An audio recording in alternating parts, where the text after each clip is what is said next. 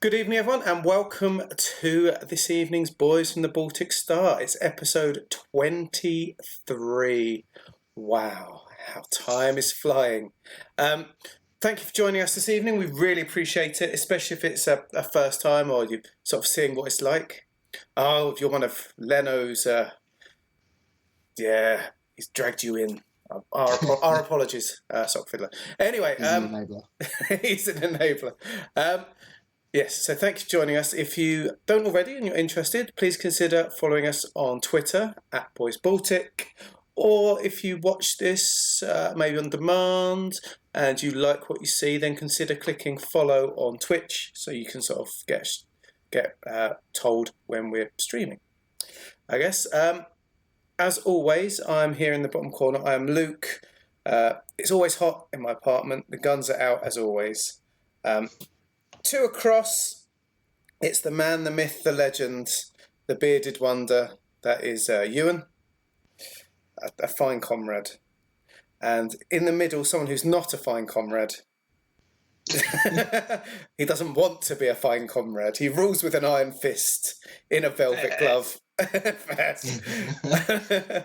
I'm the man who is all the people that we don't like rolled into one. And he's dire wolves as well. Dire is the word. It is Ben. Hello, Ben. How are you? I'm well, thank you. I'm actually, legitimately, I think, well this evening. A rare treat. A rare treat, yes. Yes. So, how are you guys doing? You all right? Pretty good. Good. Okay, so we are now in the second part. It's a bit arbitrary, actually, calling it the second half, but the second half of the Summer of Love, which is our sort of July event. And so if you're just joining us for the second part of it, you've missed the first part, which is a shame because there was some good stuff. But I think there's some even better stuff in the second half. And I speak mostly about my own piece, but other pieces are good too. So on... today we're doing our regular Travellers we do every Friday. Then the next 2 days we've got a bit of a treat because Luke's going to be playing Alien Isolation Saturday and Sunday night, and I'm very much looking forward to seeing him absolutely brick it on stream live. I was the other night. How much fun that's I was the other night and nothing happened. I didn't even run into anything that could have hurt me, and I was still squealing. So it's only going to get worse. Yes, I think that's going to be a riot. So if you're interested in seeing that, that's well worth a tune in, I think. The first one was hysterical. Then on Tuesday, I'm doing the next of the Behind the Screens. I've got some good stuff for that. So if you're interested in that kind of thing, then by all means, come along and enjoy that. Then on Thursday, because every Thursday we do something, we do a stream every Thursday, but it's different each time. And on this coming Thursday, we are doing Those Dark Places. We had a sort of session 0 with it a few weeks ago, during which we became disoriented and frightened and then failed at everything. But Luke gets to be the referee for this one, or the GM for this one. So I think that's going to be quite fun. And then Friday again, of course, will be our last event. This Friday next week will be our last event officially of the Summer of Love. And we call it the Summer of Love because we're sort of pushing out love to the community. So please do, if you can, stick around during our break. We'll be having little cards and trailers and things for community producers and creators who've sent us details of what they're doing. And we're trying to share their work and their adverts on our stream. Basically, it's only 5 minutes or so. I promise it won't take too long, and we're going to have that break anyway. So what else are you going to be doing? And one of the things we're doing for Summer of Love is we're doing little giveaways, and we've done quite a few of these, and we've got one for tonight, which I will find now because I brought it down with me. One of the things I do with my life is I write books. Well, I write lots of things, actually, including role-playing game scenarios. But one of the things I do is write books. And this is a paperback copy of my science fiction novel, Soldier of the Republic. And if you are interested in winning one of these, it'll cost you 200 credits, which are the free things you earn just by watching the stream. So bank 200 credits, just buy the thing by clicking the little red sun icon and put in 200 credits, buy it like any other sort of on-stream reward you can buy. Put yourself up for the prize, and we'll roll a die, and the winner will get this sent to them wherever you are in the world. So if you're interested, 200. I think it's 200, isn't it, Luke? It is 200, and you can enter twice. Right. Yeah. So you can enter up to twice. If you're a regular and you've banked 400, you can enter twice. Yeah. Excellent. Right. So without further ado, unless I've missed anything, it may be time to return to the game. So last time on the Boys and the Baltic Star, the boys returned to Earth Park. This time aboard the private shuttle owned by Paral Karar, the Aslan noble. The plan was to sneak Seva into Earth Park and let him confront Falco, with whom he has unfinished business. There was one complication, in that March Temple, Karar's assistant, turned out to be also known as Stella Nest, someone they dealt with before, and not in a friendly manner. Stella! I thought we were quite friendly. You marooned her. In a loving way. She, however, seemed willing to avoid escalating the situation, and fortunately they were able to travel together without too much trouble. Unfortunately, Karar likes to fly himself, and they had a crash landing on Earth Park's blissful beach. After some reconnaissance and some sneaking around, Stefan, Soraya and Seva made their way into the carnivore caves, where in the direwolf building they found Falco. Confronted by enemies, Falco ran, but as he ran, threw a grenade, which shattered two of the giant viewing windows looking into the direwolf enclosure. Combat is joined. Initiative has been rolled. Falco is found, and the wolves are at the door. And that is where we resume the story.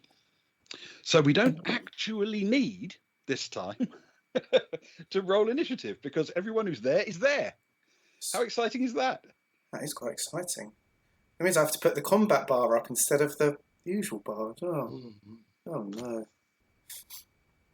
I'll wait until the map's up and see what space I need to use.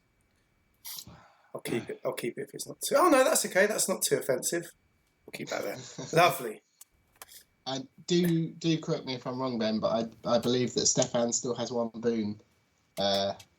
He does. Carried over, a very tiny boon, right, from Sparrow. Yes, Stefan was bought a boon.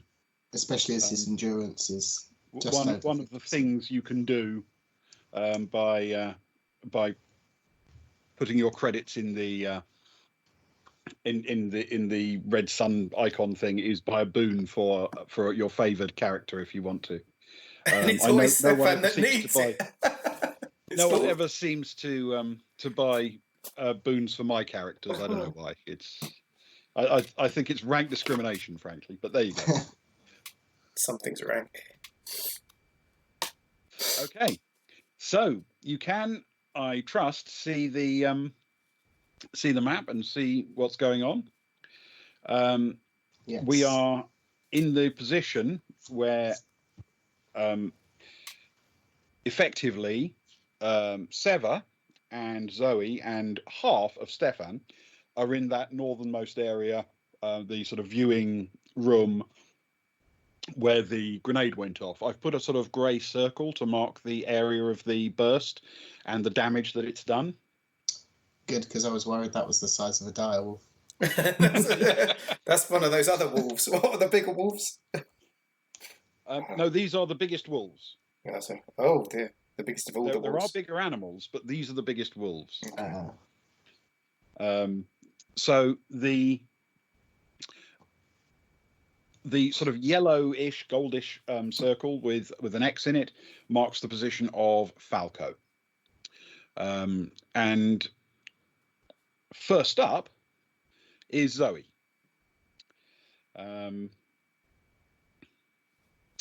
So Yeah, that's put me on the spot early, hasn't it? I guess she's going to race south effectively on the map as far as she can and see if she can cut off Falco as he runs. We'll try that.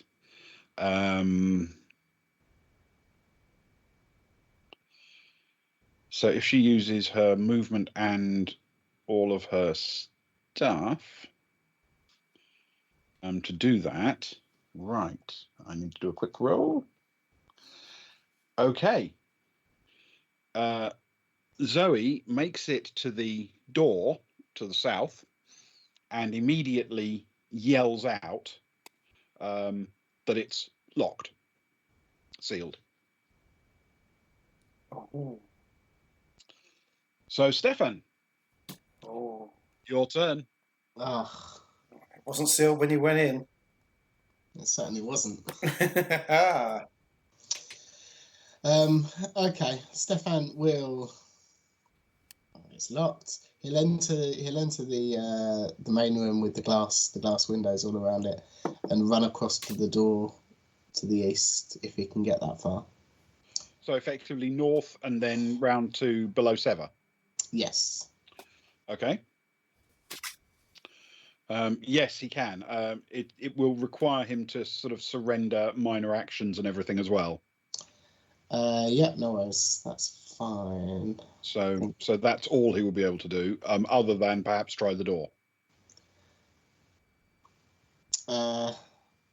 Yeah, okay. We will try the door if the door's closed. The door is openable. Wonderful. He will open the door and then. He can probably nip through it and just get almost to where Falco is. Obviously, Falco is running. Yeah. At this point. Can he nip out of the way just to make sure he's not smack bang in the middle of the door? Yes, of course he can. Just sort of jink to his left a bit. Yeah, left is good. Sort of there. So he's not completely in line, as you say. Yeah. Or the other side of the door. Yeah, perfect. Okay. That's him. Okay. Sever gets to move. And he can catch Falco with his movement, can't he? So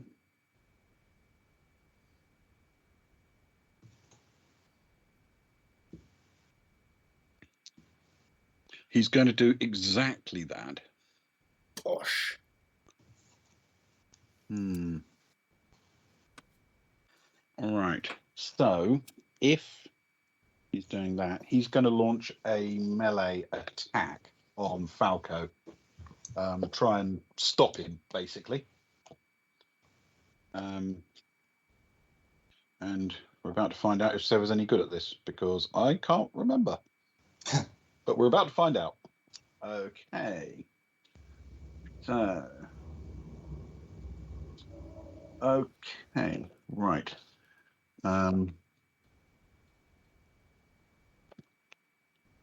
He's definitely going to be using strength rather than dex.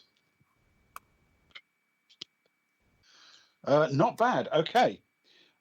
He grabs hold of and holds on to the fleeing Falco, stopping him in his tracks until at least Falco gets his turn. Now, does he do any damage? He does not. Falco appears unhurt, arguably even unfazed. That was a really very poor damage roll. Okay. Sever's not doing his best work in this combat. His mind's on other things, clearly. Indeed. Whatever it was that led them to be mortal enemies. And so now we need to simply move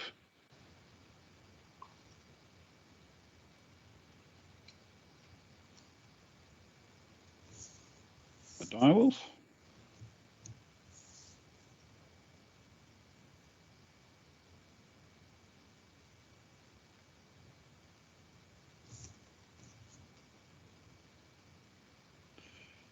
Another one actually makes it to and leaps through the shattered glass and into the room.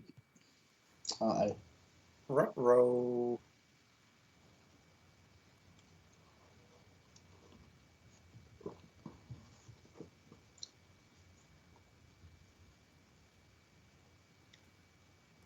And just one more to move for the moment.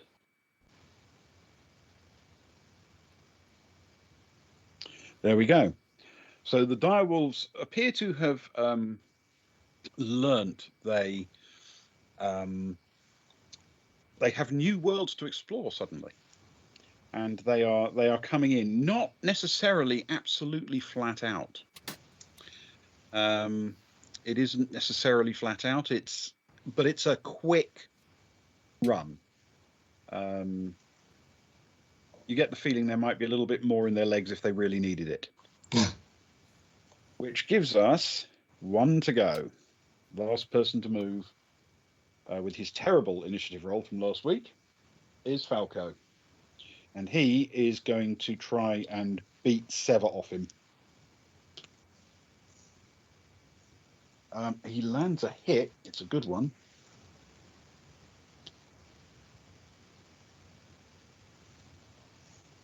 Yeah, it is a good one. However, it is absorbed by Sever's fairly chunky armor. It looks as if these two guys aren't going to do that much harm to each other, pounding with fists and any light weapons they can get their fingers on, with just trying to get through protected and armored vac suits. Cool.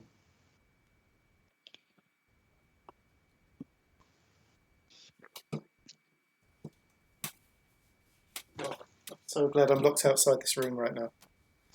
Look at all them wolves. Okay, that is the end of the round. So, Luke. Oh no. It's time to ask you if Soraya is in fact doing anything other than loitering nearer the sort of bare end of the peak. Where she sort of, I remember at the tail end of last week, as Falco yelled out, his three goons made a move. So as I exit the bear pit, have they left? What's it look like on top of the peak where they once were and everything? It looks as if they have scattered or moved apart some distance. Can you roll for me a quick reconnaissance check? I certainly can. Let me grab Soraya's sheet. For some reason, I grabbed Takara's. Reconnaissance. That's a -1. I'll be using my jack of all trades. Oh, it's a 5 -1. It's a 4. We're starting weak tonight. Okay, you can only see one of them now. And there are around the central sort of structure that holds the cable car terminal for this peak. There are red and orange lights flashing, and there is a recording beginning to play just as you leave, which is saying, will all Earth Park visitors on the Carnivore Caves peak please get to the nearest, the first available cable car and evacuate the peak immediately. Due to technical difficulties, we have to close the Carnivore Caves peak. Oh, there were people on the Carnivore Caves peak, weren't they? So I'm guessing they're heading. Quite a few, yeah. Was it the bears? Mostly loitering around the bear area. Yes, they love the bears. They're big fans of the bears. They like the bears. What can I tell you? That's why I went in. There are no bears escaping, are they? At the end of the day. Right. So I can only see one. What is the one that I can see doing? Where are they compared to me? What is the crowd like near them, and so on? He is between you and the that central structure. Yeah. And he is ignoring you completely, and he is directing people. He's standing where he is, and he's directing people to the cable cars. This sounds like some good time to sow the seeds of confusion. I'm going to, from where I am, do I know where the wolf enclosure is? I've got. Yes. You've been to it before. Oh, sock fiddler! What a time! Hang on, Tim. Just as this, Sarai doesn't shout it. No, yeah, Sarai stands there and shouts, "Tim!" No, she doesn't. Tim, I need some help, Tim. Tim. Tim. Yeah. Sorry, that's the chaos she was going to do. It's not Tim. I'm going to let off a smoke grenade. Okay. Where would you like to throw it? I'd like to roll it, ideally, kind of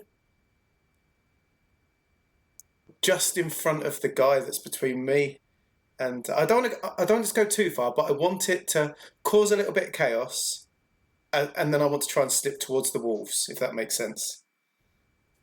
Okay. All right. So make a grenade attack. So that's a dexterity roll. Oh no! Oh, I haven't been warming the dice. I should have learned from the last one. Roll. Now, for a grenade, you can use your athletics dexterity mod as well. Oh, good. Another 0. Okay. Well, those, if you keep adding zeros, they eventually add up, you know. Well, that's good. But 10 plus 0 plus 0 is 10. Oh, what a roll. That's pretty good. The peaking. Okay. Let's keep these squished in my hand. I'm also going to need you to roll a stealth with Dex, please. Okay.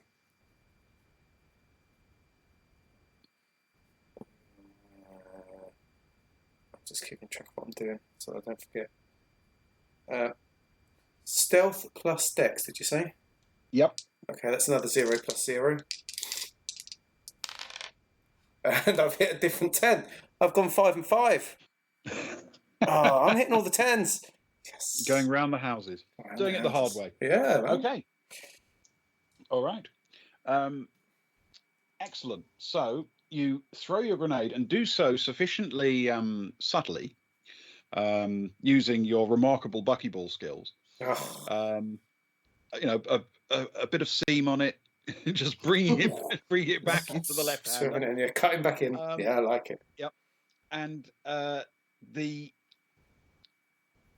solution is that the grenade does indeed land close to this chap, between you and him. He doesn't see who threw it. He doesn't notice it arrive, nor seemingly does anyone else.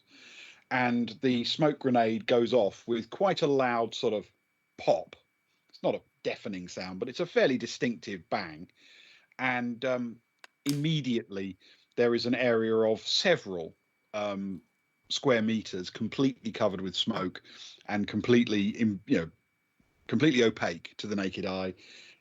And it is still producing substantial amounts of smoke pouring out.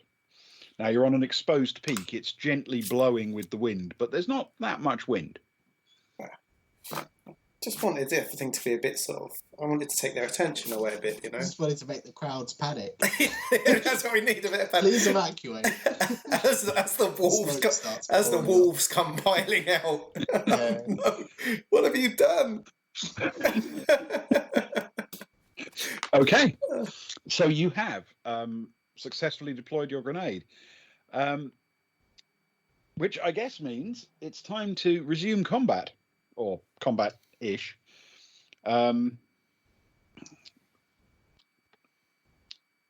Zoe is first up, and she is going to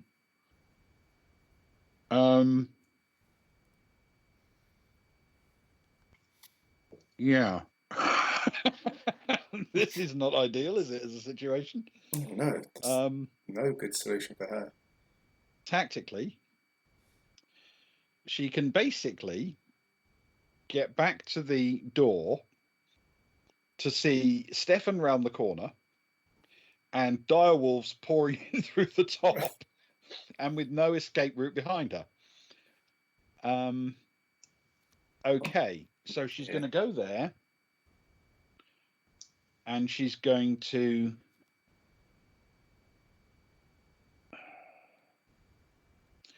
let's see. I can't decide. Dice will have to do it for me.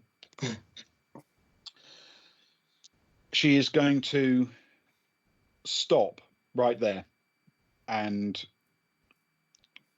wait to see if she's in danger from the wolves or if Stefan's got a plan or whatever. So, Stefan, does Stefan have a plan? No pressure or anything. No pressure. Stefan doesn't have a plan. He'll look over to Zoe and he'll say, this still works. Pick one, and shut it behind you. I guess is the best choice that we've got. Okay. The doors in here are essentially sliding, so they open as you approach and close if there's no one there.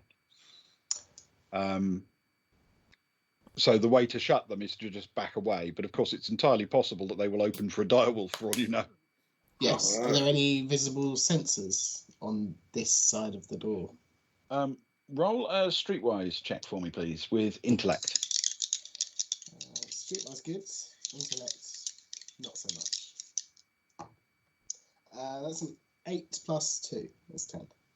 A 10. Okay.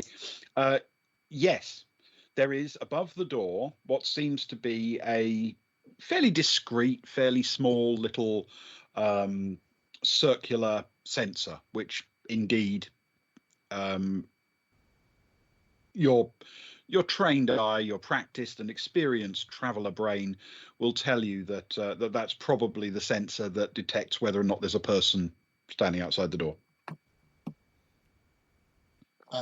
Okay, perfect. Can Stefan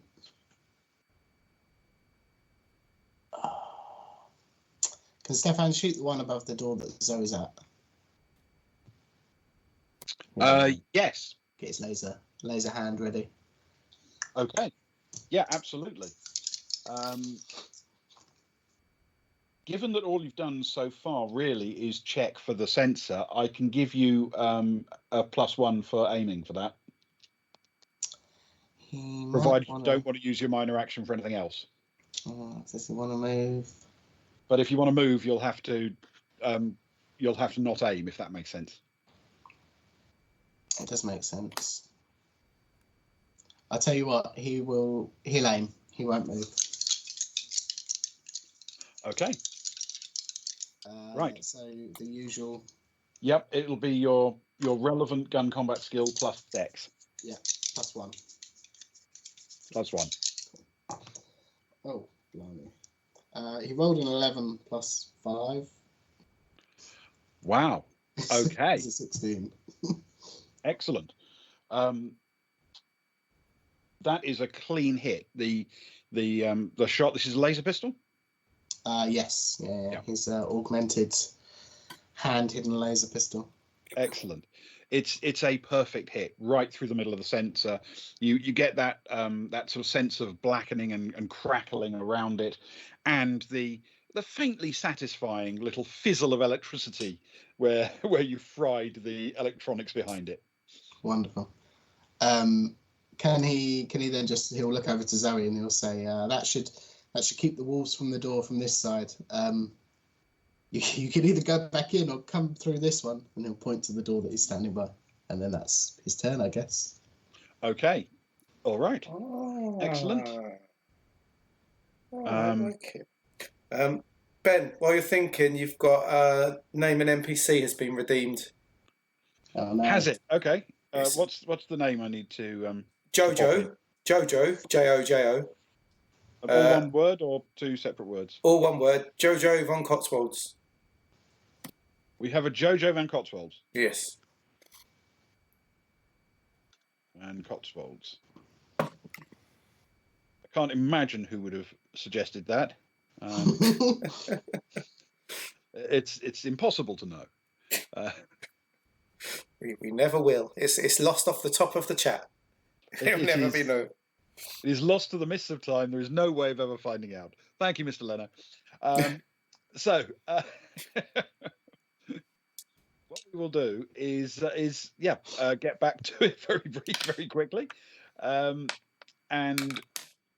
the next person to move is Seva. Right, Seva.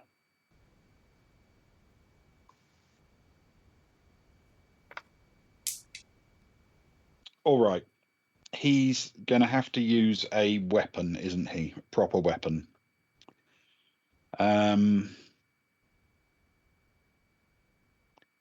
Distance is going to count.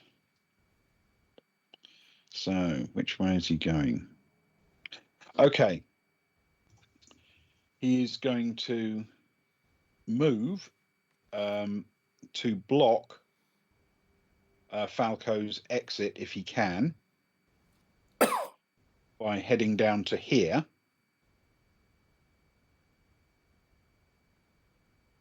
Yeah. And then he's going to take a shot at essentially point blank range with his pistol. That rolled completely off. Okay. Mm-hmm. Wow. Okay. Somebody would have won a pair of dice if that had been given instead of me. Okay, a clean miss. A clean miss, but Stefan's right behind. Yeah. Oh no. Absolutely clean miss. Okay. I mean, it wasn't exactly an ideal shot anyway, but a clean miss. Yes. Okay. So next up we have direwolves. Oh crap.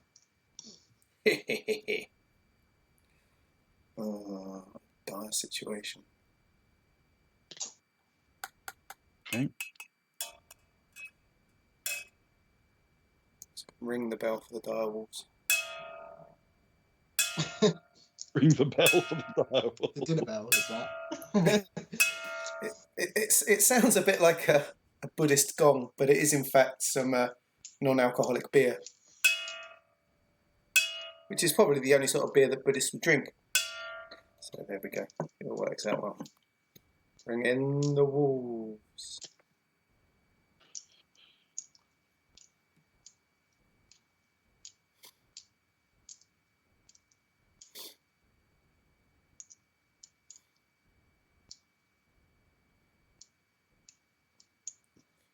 You only need 2, Ben. The others just wander off, surely. I know there's not enough food there for them. It's nice out. There's grass out there. It's all concrete and stuff in there. Metal. Wolves don't like concrete and metal. Oh, they do like fleshy Stefan though. Yeah. Hang on, I feel like I need to bring the picture up again. There's the picture. Hang on. Oh yeah. Okay. This is currently happening. So. Oh no! We'll start with the one facing Zoe. It actually is happening. So. For obvious reasons. That's not bad. Oh, good. Oh, not bad. So that's 16. That's 13. Okay. The lead direwolf facing Zoe gets to her and finds her essentially blocking the doorway, and leaps up at her.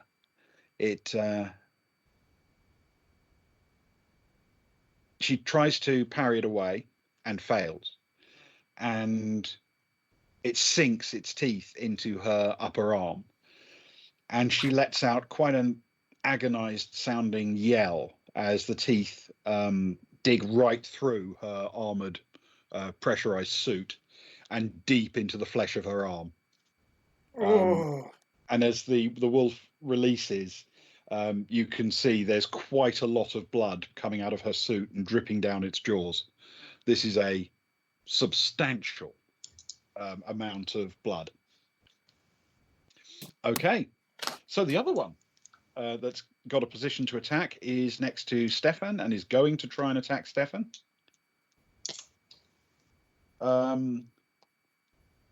That's a 9, so that's a +1 effect hit. Wonderful. That's 13 points of damage. Ooh. I don't suppose this is heat damage, is it? It isn't For heat the damage, sake of no. my armor, no, I didn't think so. I'll take 3 then. Okay. And that Wonderful. ends the turn for the direwolves. And I better remember to mark down my ammo as well. Well done there. God, they're pretty brutal. Yeah.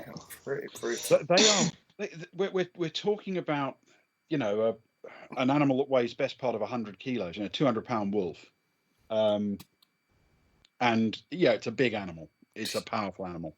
You just don't need to sound so gleeful when you talk about them. They're just very big, very powerful. They're strong teeth. They are. Powerful, muscular claws. Right. Okay. I'm going to roll a quick Fleshy check Stefan. for Falco to see if he's spotted. And he has spotted that the door in front of Sever didn't open when he got close to it. So... Oh, no. He's going to try the door to the right.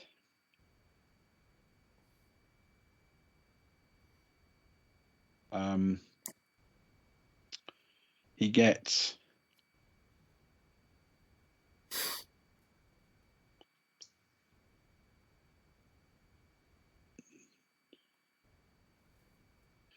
to it and through it. Obviously, there's no other exit from here. So he's going to use his extra move, potentially, to back himself as far as he can right into this corner. Oh. Okay. Right. And that brings us to the end of the combat round. So, top of the round.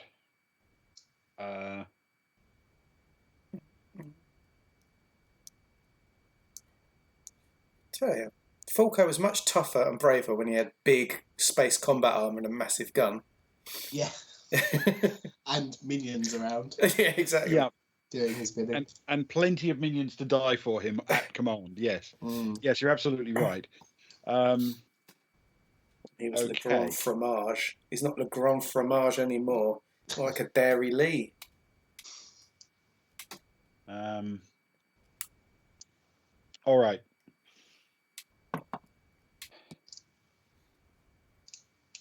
Zoe has a plan. It's probably not a good plan, but it's the plan she's going for. So she is going to flick her Gauss rifle into auto mode. Yes.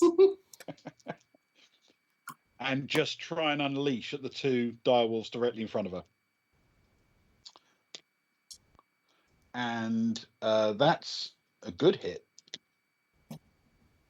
That's actually a very good hit. Hang on a second. All right. So, rifle 1.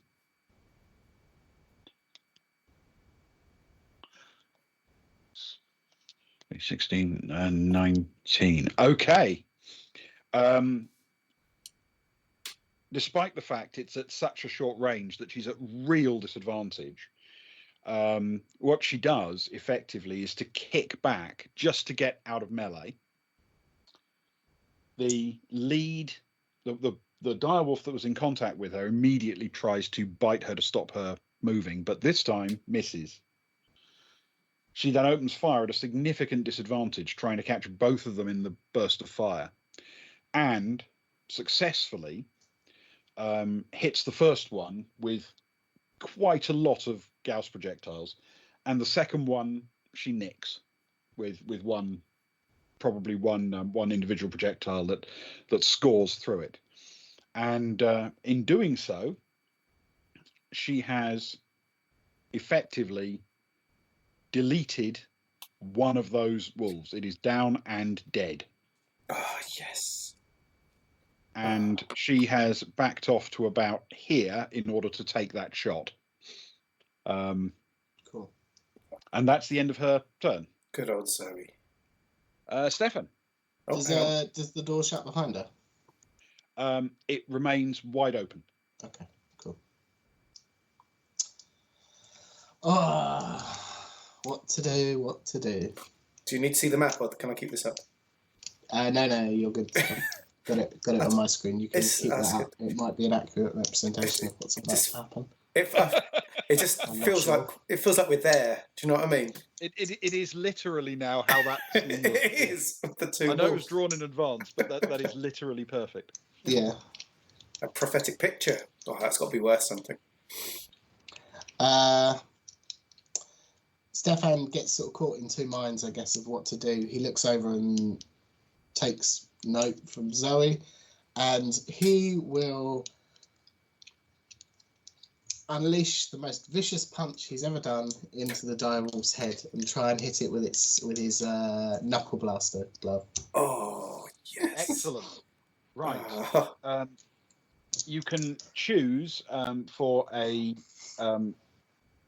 melee hit, dex or strength.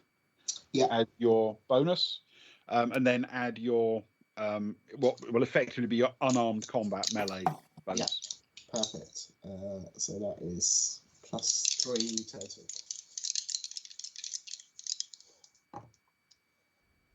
That's a 6 + 3 is a 9. A 9. Okay. So that's a hit with +1. So what's the damage on those? They are 5d. Wow. Okay. So 5d +1, please. Oh, yes. As what is just it? Obliterate the creature. Forget It's how many effectively 3 shotgun shells. For those who don't know, it's like a glove which has 3 12-gauge shotgun shells mounted on the back of the hand. And when you punch someone, you can fire a trigger at the same time, which fires all 3 of them. It's yeah. It's some pretty good rolls as well. That is a 23 total. A 23 total. Nothing under a 4, which is pretty good. A 23 total. Yeah. Yes. Okay. I'd love to see that in a film. I've just decided that would be my favourite thing to ever see. If anyone out there does animation. Stefan swings his fist through and it connects with the side of the head of the direwolf. And as the impact goes through, the direwolf barely notices the initial punch. This is a very substantial, very muscular dog. And at exactly that moment, all 3 shotgun shells detonate at the same second, pouring fire through the skull and out the other side, almost vaporizing the poor animal's head. And it is dropped to the ground. It is an unproblem. Wonderful. But that's all I've got for that, unless I want to take 2 full actions to reload, which I don't think I will. Can Stefan again copy Zoe and he'll move backwards through the door as far as he can, southeast? As far as you can get is actually 1, 2, 3, 4. It's sort of about there. Is that about right, or do you want to be a bit further over? Yeah, if I could go a bit more east, that would be wonderful. So you can essentially be perched more or less on this seat here.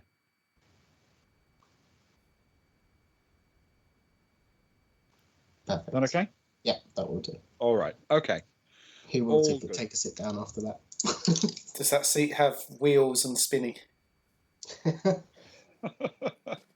It's just a sort of place for persons to sit. It doesn't really have any special powers. No. It's a shame. Yes. The okay. Which makes it Sever's turn. Now Sever obviously has no interest whatsoever in puppies. He has only one interest in his life. Two. He likes his boyfriend, I'm sure. Yeah, he enjoys his boyfriend. That's true. Yeah, Reggie, isn't it? Reggie Schmidt. Reggie Schmidt. Yeah. Okay. All right. Yes. So he is going to move into the doorway here and take a shot at Falco. And this time it isn't a bad miss. It's a 7, but it's still a miss. Sever. Yeah. Do you remember when we were fighting Sever and he wiped the floor with us almost? Yeah. Many moons ago, our first encounter. Okay. I remember that. He was so powerful it wasn't even worth me having a shot. Yeah. If I remember correctly, so I just wouldn't have got through his armour. Oh, I remember those days. But now we're kind of allied. So he's let himself go a bit, I think. It's our influence. He's become a bit useless. Yeah. Okay.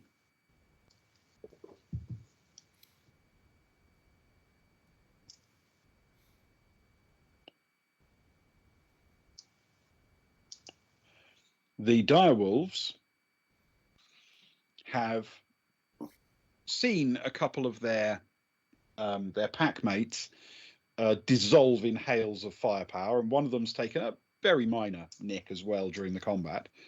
And they've decided that now is not the time to press home an attack, and they have withdrawn out through the window to places they're more familiar with, the pen where people don't shoot them. Where their meals come pre-subdued. Exactly. Oh, that's a good phrase. Right. Okay, which leaves me only with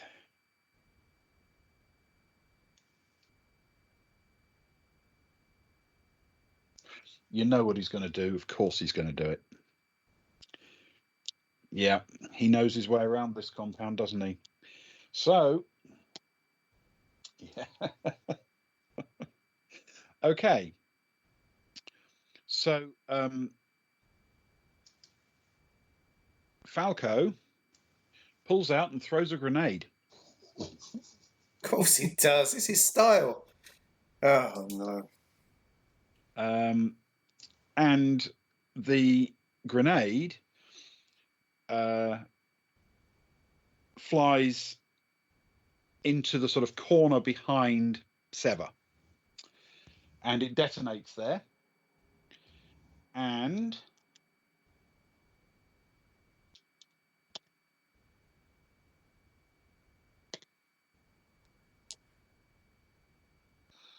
okay.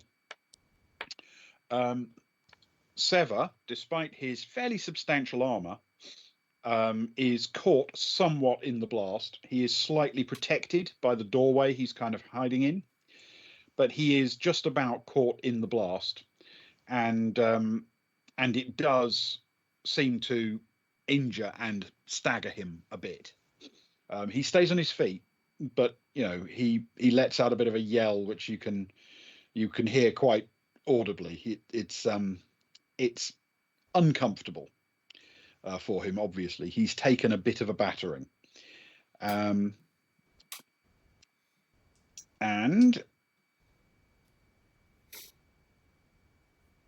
as he's done so,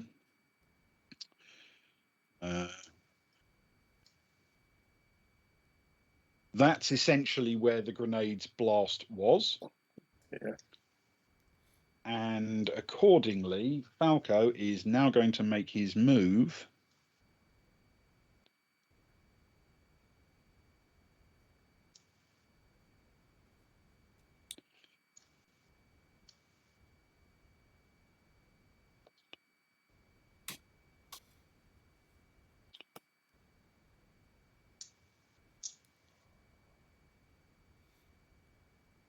Oh, Falco's proving what a pain he is.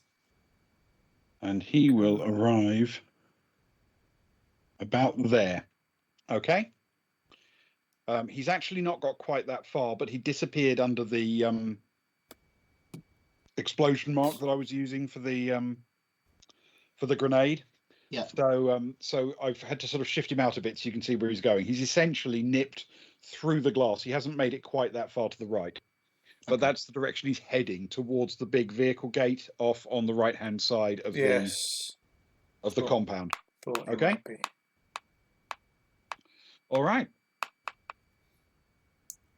So it now seems fair to quickly check in, as you must, with what Soraya's doing. What Soraya's doing? This is where the difference between what I know and what Soraya know has to come into play. Mm-hmm. Because I would go to cut him off to the right, but she doesn't know that. So she might do soon. Is there any? Can I get to the entrance? Like, the smoke's gone. It's all smoky around. It's like it's like a bad rave. Can I get to the? If I start making my way to the entrance, am I able to do that amidst the panic and the squealing and the screaming of the peoples? Yes. Are you trying to not be noticed as you make your way that way? Let's say it's kind of a half and half. I'm not flat out running, but I am trying to get there because I know there's things kicking off. So I'm keeping an eye out for the other two, but I'm definitely not sneaking. Okay. But I've not just got my head down and running wildly, if that makes sense. Okay, fair enough. You will be able to make what you would call a sizable portion of the distance. I mean, you've got to remember that combat rounds in this game only last about 6 seconds. So if you're jogging, you'll probably make it halfway there by now. Okay, thank you. And you'll be coming in essentially from the southwest on the combat map. Got you. Okay, wonderful. Thank you very much. It's nice to know. Okay. Nice to know I exist. Okay. Right. Not there yet, though. Zoe has very little she can do.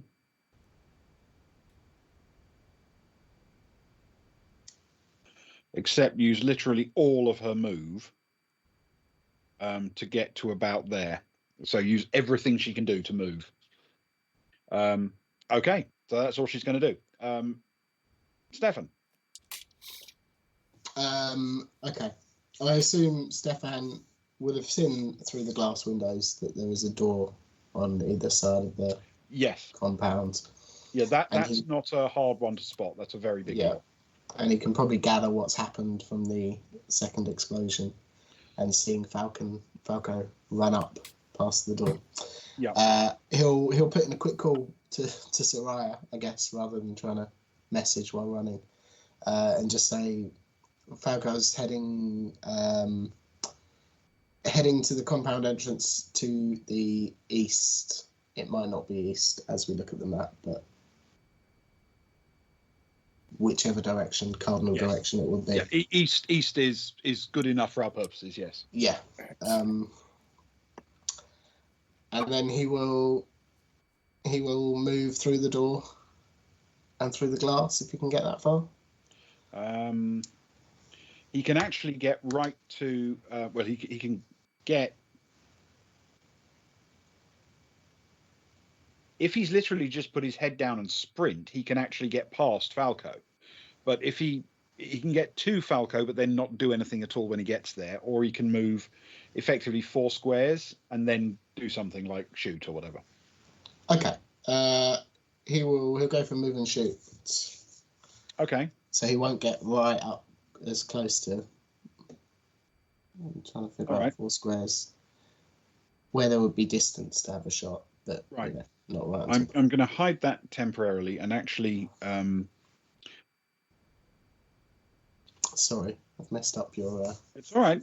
It's fine. So what I will do is I will put Falco where he actually is. Now that he's not going to be hidden by the by the thing, and then I will move. Stefan, 1, 2, 3. You can get to the right of Sever or 1 north of that. You'd have to go 1 north of that to get a clean shot through the. No, actually, even to the right of Sever, you'd have a clean shot through the glass.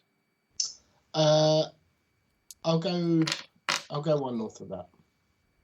Okay. Fair enough. And you want to take a shot? And then I will shoot him, or attempt to shoot him with my laser pistol. Excellent stuff. It's a standard attack roll. No bonus for aiming, of course, because you've moved. Cool. That's very close. That's a 3 plus. Actually, plus 4. That's a 7. A 7. Yeah, it was almost a double 1. Very nearly. Could have been. Okay. No, the shot is a miss, I'm afraid. Not by very much, but it's a miss. Okay. Sever he's also got a firing solution from where he's going to aim and shoot. See if he can do it. So, yeah, it's a hit. Just. That's a bit more like it. Okay, he lands a hit on Falco, and this time it seems to actually have an impact. It actually stops him a bit, and makes him sort of twitch as the shot goes in. He's still on his feet. He still seems to be moving, but that hurt. Okay. Wolves. Oh, yes.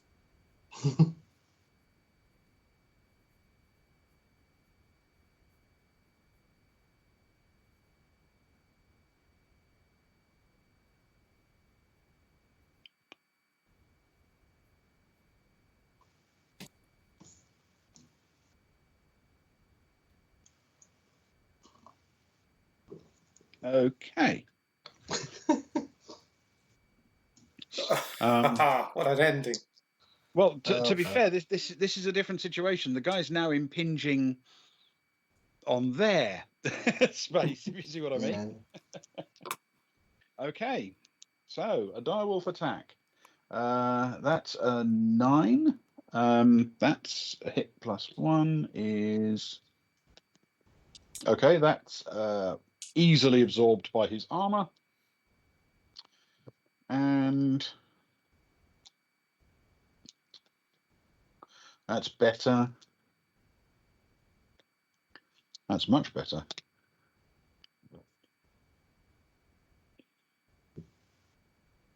Okay, yes. The second direwolf, that's the one sort of to his northeast on the diagonal above him. Mm-hmm.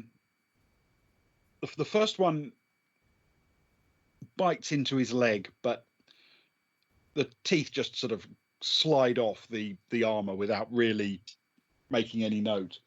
The second one leaps up and hits him on the sort of junction between the shoulder and the throat, and drives its jaw down with all of the power it can muster. And Falco immediately drops to his knees and starts desperately trying to get a weapon out because he's been using grenades up until now. Tries to get a weapon out that he can use, but he's so encumbered by a direwolf hanging onto his neck. He's just being dragged to the ground and almost tossed around like a rag doll, even though he's a big, substantial guy.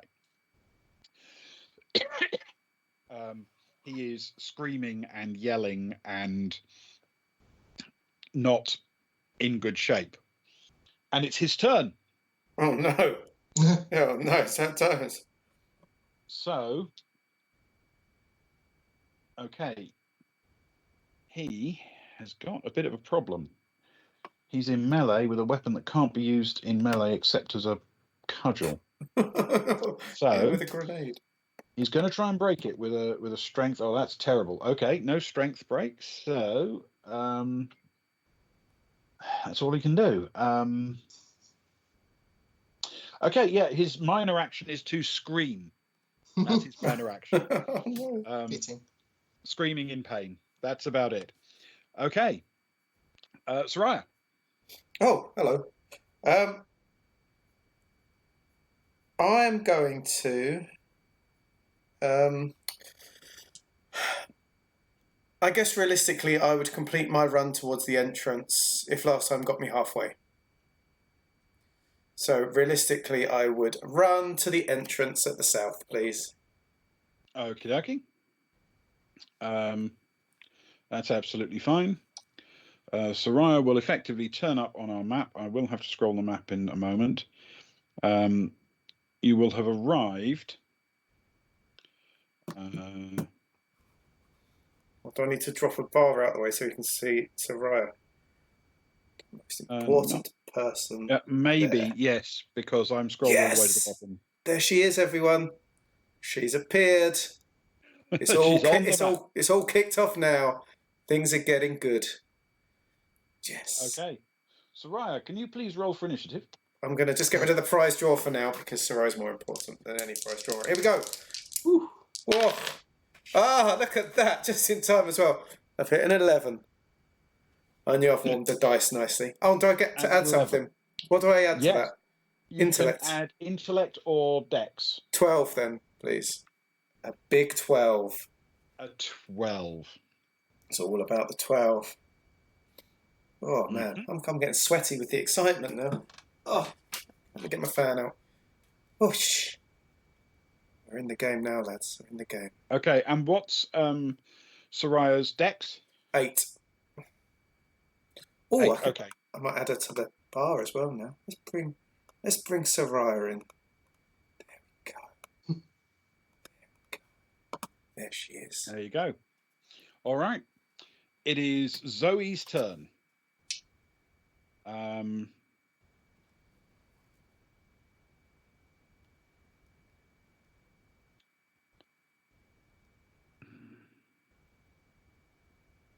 Okay. All right. She is going to move. 1, 2, 3, 4 to about here.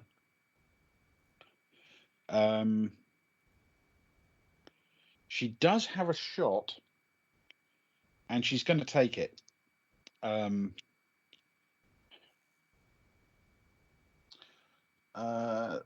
that's not quite good enough. That's a 6. Oh. So she just misses. All right, Soraya. Does that door open? It does not. Right. Can I please use some plastic explosive on it? No, a breaching charge. I've got breaching charge. Can I use a breaching charge on it, please? You most certainly can. Hey! If ever there was a time to use a breaching charge and unleash the direwolves onto the... Okay. Unleash them to the people. Yeah. Can you roll me a check with your explosives skill? Release the hounds. Oh, my explosive skill is a jack of all trades skill. Okay, that's fine. Okay. I've hit another 10, but it's a 9. Do I lose anything else, or is that just it? No, as long as Yeah, that's it. And given the circumstances, you can also probably use your intellect as a bonus. So, Oh wow, there we go. I'm a smart cookie. Let me get rid of one of my breaching charges. Then we're all good. Then we're all good. okay. You plant the charge, back up, detonate it, and then move up back to where you were. That western door at the south, where Soraya is, it doesn't exist anymore. Hooray! Man, they're Okay. gonna love us at Earthmark. We need to go shopping. I need to fill up my explosives again. This always happens. I just use my explosives up. Stefan. Stefan will probably swing round in surprise at the sound of Sever's weapon going off over his shoulder. Just sort of look at him like, what? Turn around to go running after Falco, and then see two wolves devouring him. And just go, nope, I don't think so. But he will take a shot at the wolf, the north, the easternmost wolf. Okay.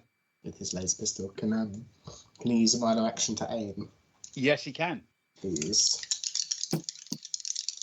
Wonderful. That is a 5 plus 5 is 10.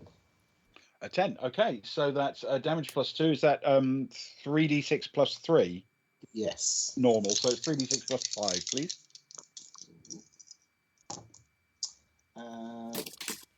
That is a 12 total. 7 plus 5. 7 plus 5, 12. Okay. The wolf is definitely what you would call hurt. That's a big hit that it took. But it's not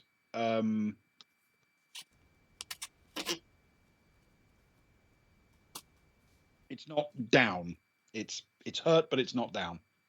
Cool. Okay. Sever. Well, he's not shooting a wolf, is he? Let's be honest. He's got someone else to shoot. Oh God, Sever. Okay, that's a miss as well. That was a 5. He's not having his best day today in terms of gunfire, is he? Okay. Certainly not. And we have then the two wolves. Okay. They both have their targets. So the one to the left. Oh, that's a nice hit. Oh. 3,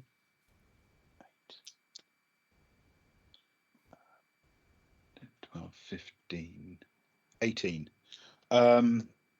Okay. Yeah, that has now sunk its teeth into Falco's hip, now that he's sort of twitching and lying on the ground.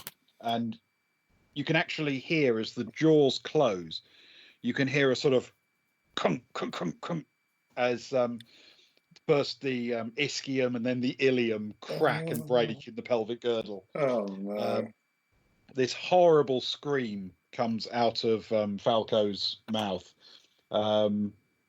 It's almost gurgling at the end of it. And the second wolf, oh, that's a hit. That's very much a hit. If you have joined us, thank you for joining just in time to hear the Huge horrible hit. demise of a man. Yeah. Okay. That the eastern of the two wolves has successfully pierced the armor once again, but only just. It is only just enough to tighten its grip on the throat and shoulder of Falco. But it turns out to be the last bit that it took, and as the jaws clamp shut, there's this squelching scream that comes out of his throat, and then a fountain of blood bursts out of his mouth, and he twitches once more and lies still. Ugh. the two wolves slowly begin to drag him to the north. Are we still in combat, or are we out of combat? You are out of combat unless you've got someone you actually want to kill. Stefan will just put his hand up to his eyes, turn around, and sort of shake his head. He doesn't want to watch any of that, and he'll start making his way southish, away from the viewing window. Okay. All right.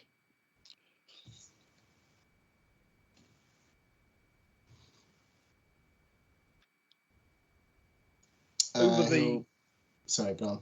So you sort of all gather away from the window, and it's rather unpleasant sight, which let's face it, is not as much fun as it was when you first saw the direwolves. As you move away from that, it's a nice cutaway to Summer of Love, isn't it? After that description.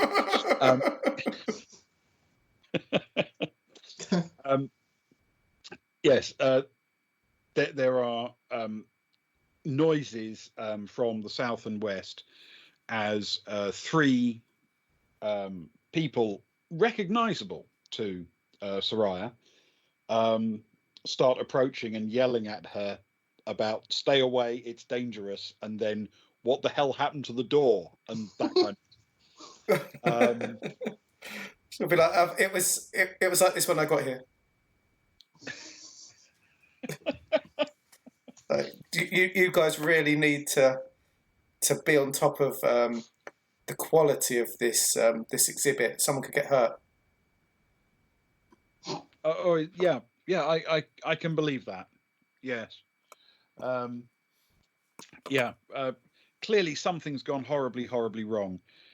Ma'am, if you would make your way to the cable car, please. We're evacuating this peak. It's a bit smoky. If I knew what was going on, I would tell you. I just have no idea. I'm sorry.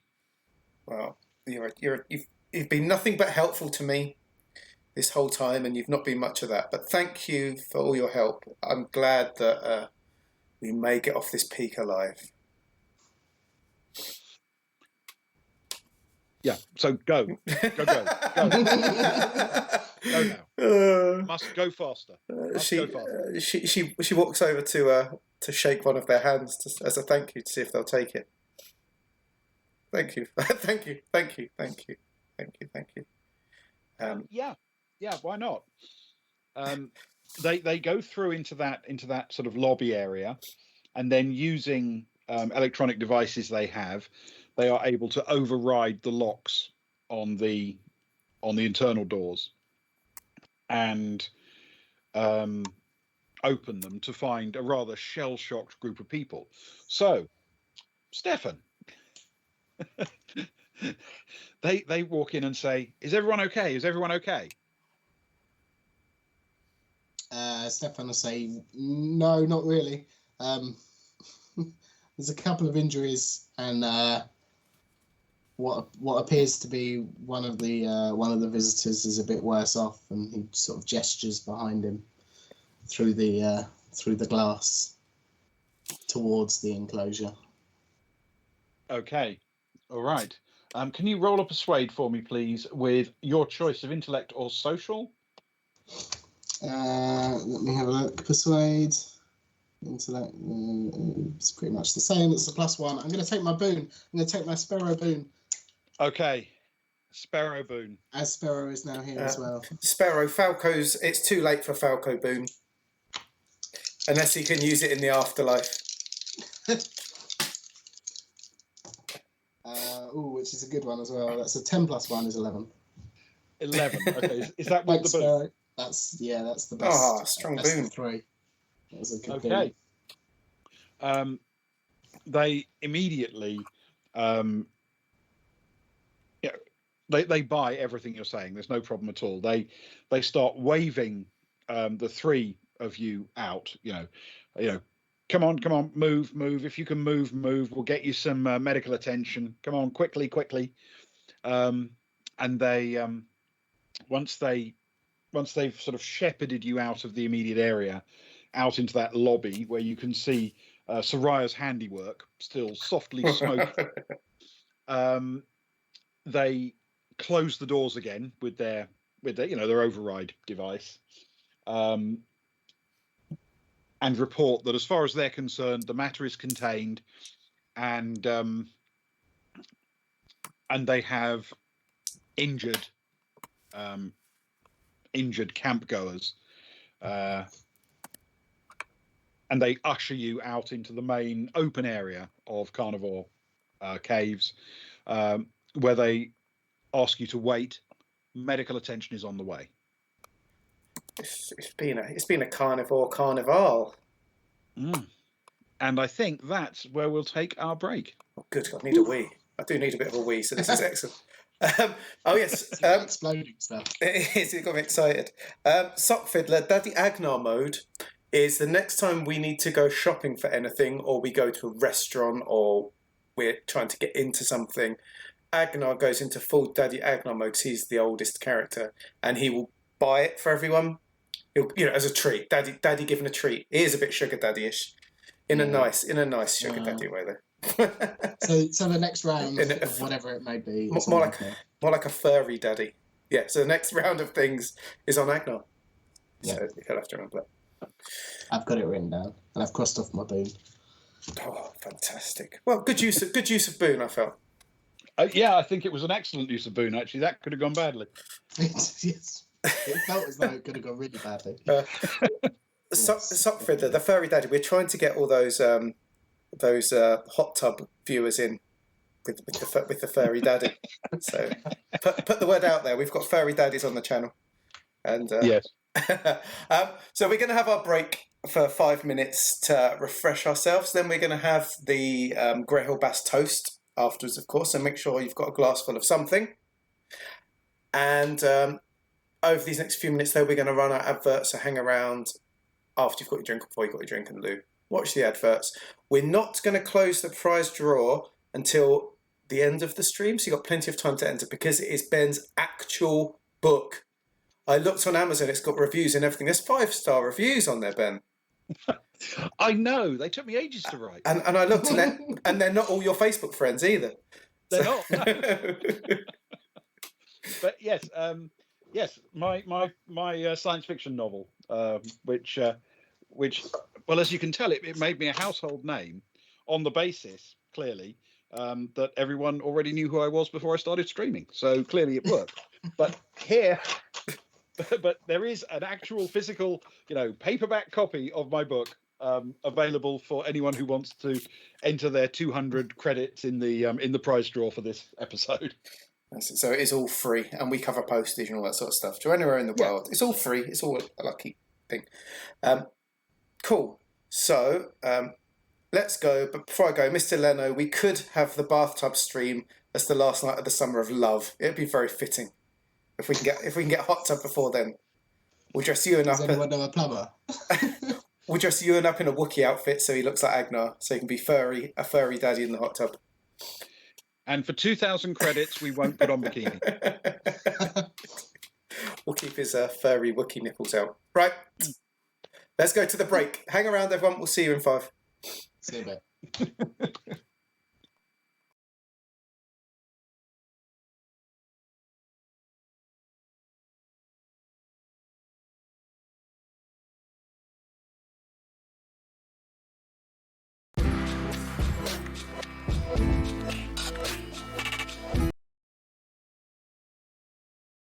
Hi! Welcome to The Game is Afoot. This is a podcast where queer guests I'm back, baby! play games I pick my jaw up off the floor real quick. real Put quick that back on. and do an interview. My secret is This is published on the first and third Sunday of every month, so come join us. And I hope you have a good time. Bye! Are you the kind of person or unspeakable nightmare horror who likes actual play podcasts, but occasionally wants a break from all the high fantasy heroics? If so, you should check out Negative Modifier, an actual play podcast that specializes in darker, more mature games. You can find us on YouTube, Twitch, and more or less anywhere else podcasts can be found.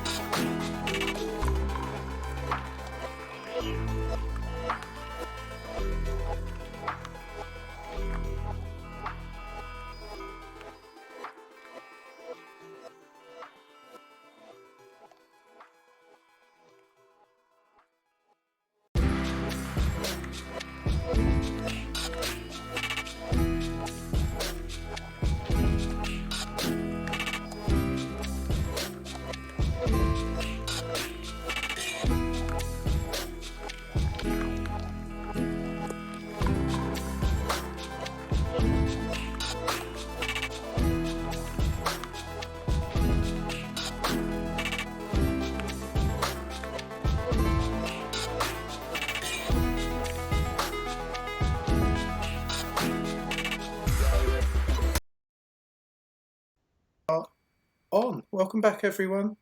Ewan. Luke. Ewan. Ben. Hey. As is tradition, this time every Friday, we like to raise a toast to our fallen comrade, which often involves various limericks, stories which aren't necessarily true but become canon as soon as they leave my mouth, and generally us showing our respect for the NPC who died on a mission with us. He was our barman aboard the Baltic Star. Probably shouldn't have been on a mission with us. Many a time Stefan walked in on him in the sauna room of the Baltic Star, streaming on his channel. Oh, no. But he was a good man. He was a good comrade. He served us lots of alcohol. And he was taken too soon. So I would like you all to raise a glass to our good friend, to Grey Hill Bast. Grey Hill Bast. Grey Hill Bast. Old Steamy, as we used to call him. Yeah. Steamy Bast. I think he had quite a few followers. Yeah. I mean, you can tell from the way he carries himself in that picture that he looks quite cut. Oh, we've got another from Ali to Grey Hill, a double Grey Hill, a double Grey Hill to Grey Hill. I'll drink to Grey Hill. Then.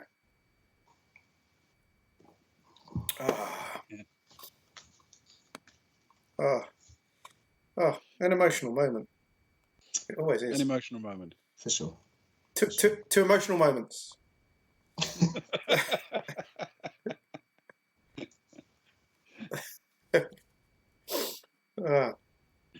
Okay. Is Sparrow drinking to Grey Hill or emotional moments? Sorry. Emotional moments. Emotional moments, indeed. So, yes, the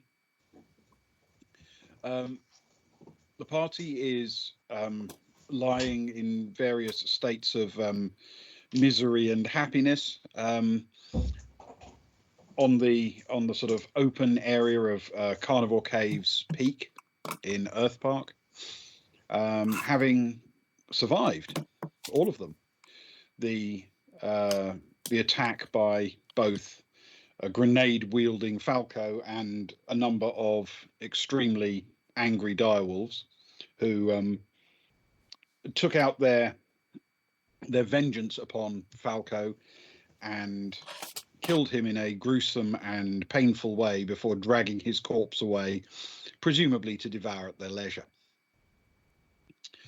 On this peak, we have in our party essentially Soraya and Stefan and Zoe and Seva. Zoe and Stefan once again have taken injuries. It's always those two. It's always those two, and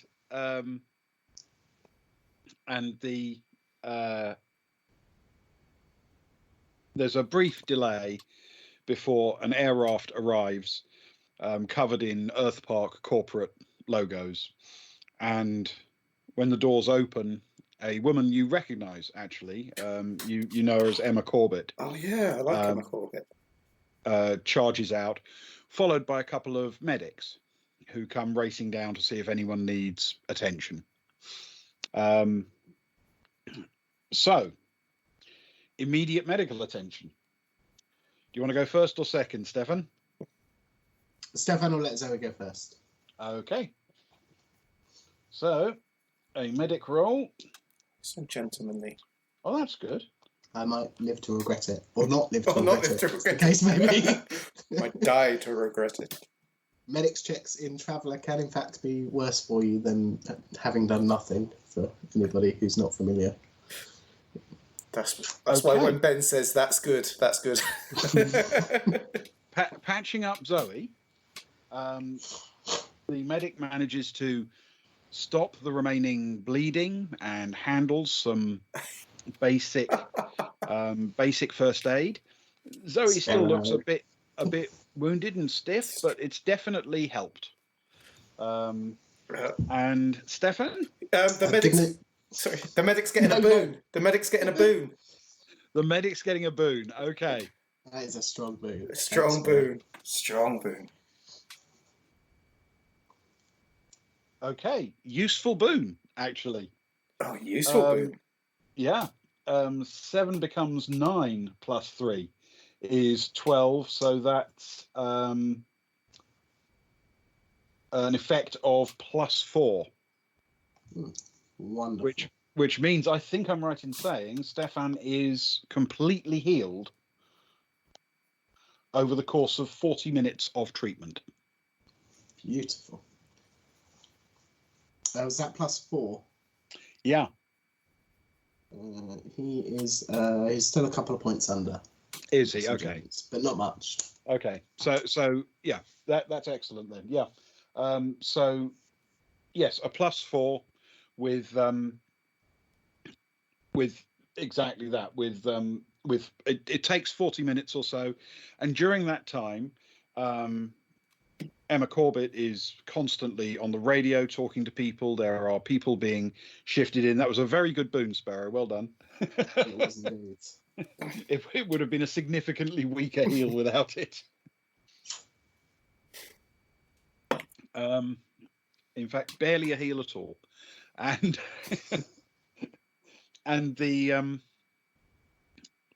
and there are instructions being given to come and repair buildings and what have you. And then she stalks over and looks at Soraya and Stefan and says,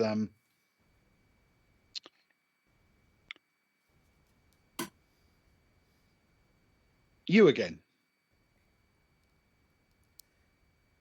Every time we come, we nearly get eaten by one of your animals. I'm starting to feel a little bit gut against here, Emma. We love you, but This is becoming a bit dangerous, I think, for us around here. Well, you don't have to keep coming back. We've got annual passes. We need to get our money's worth. I seem to recall the first time it was because you stole a boat, and the second time it was, well, we haven't even had the chance to properly review the tapes, but apparently firefights and explosions. We borrowed a boat. I believe it's still in Earth Park. We are not in possession of said boat. No, that's true. In fact, is it not mostly in the possession of one of the megalodons? Yes, yes. Who is an employee of the park? An employee of the park. It's definitely under the park's care. So It's under the park's water. What the hell happened? Well, we were taking in the sights, as you do with your annual pass. Flashes annual pass on his communicator, as if that means anything. And I mean, it's all quite a bit of a blur, if I'm honest. We were looking at the wolves, and this man threw a grenade. The poor fellow who's currently under possession of the dire wolves. The one who didn't make it.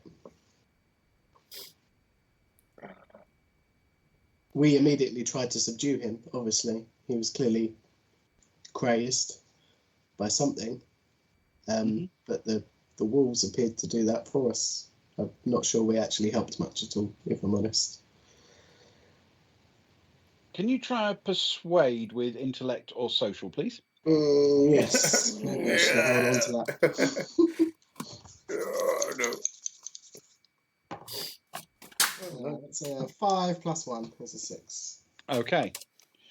As you're talking, she's glancing down at her sort of communication device and reviewing footage from inside the building. And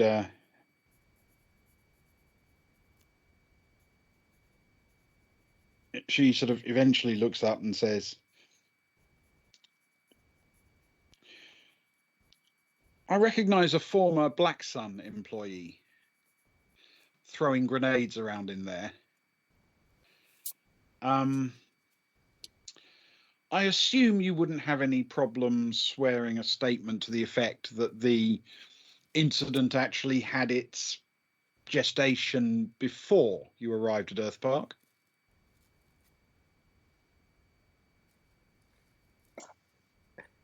It doesn't feel like it is the responsibility of Earth Park. I don't think we could hold you responsible, no. Okay. If that's what you mean. Then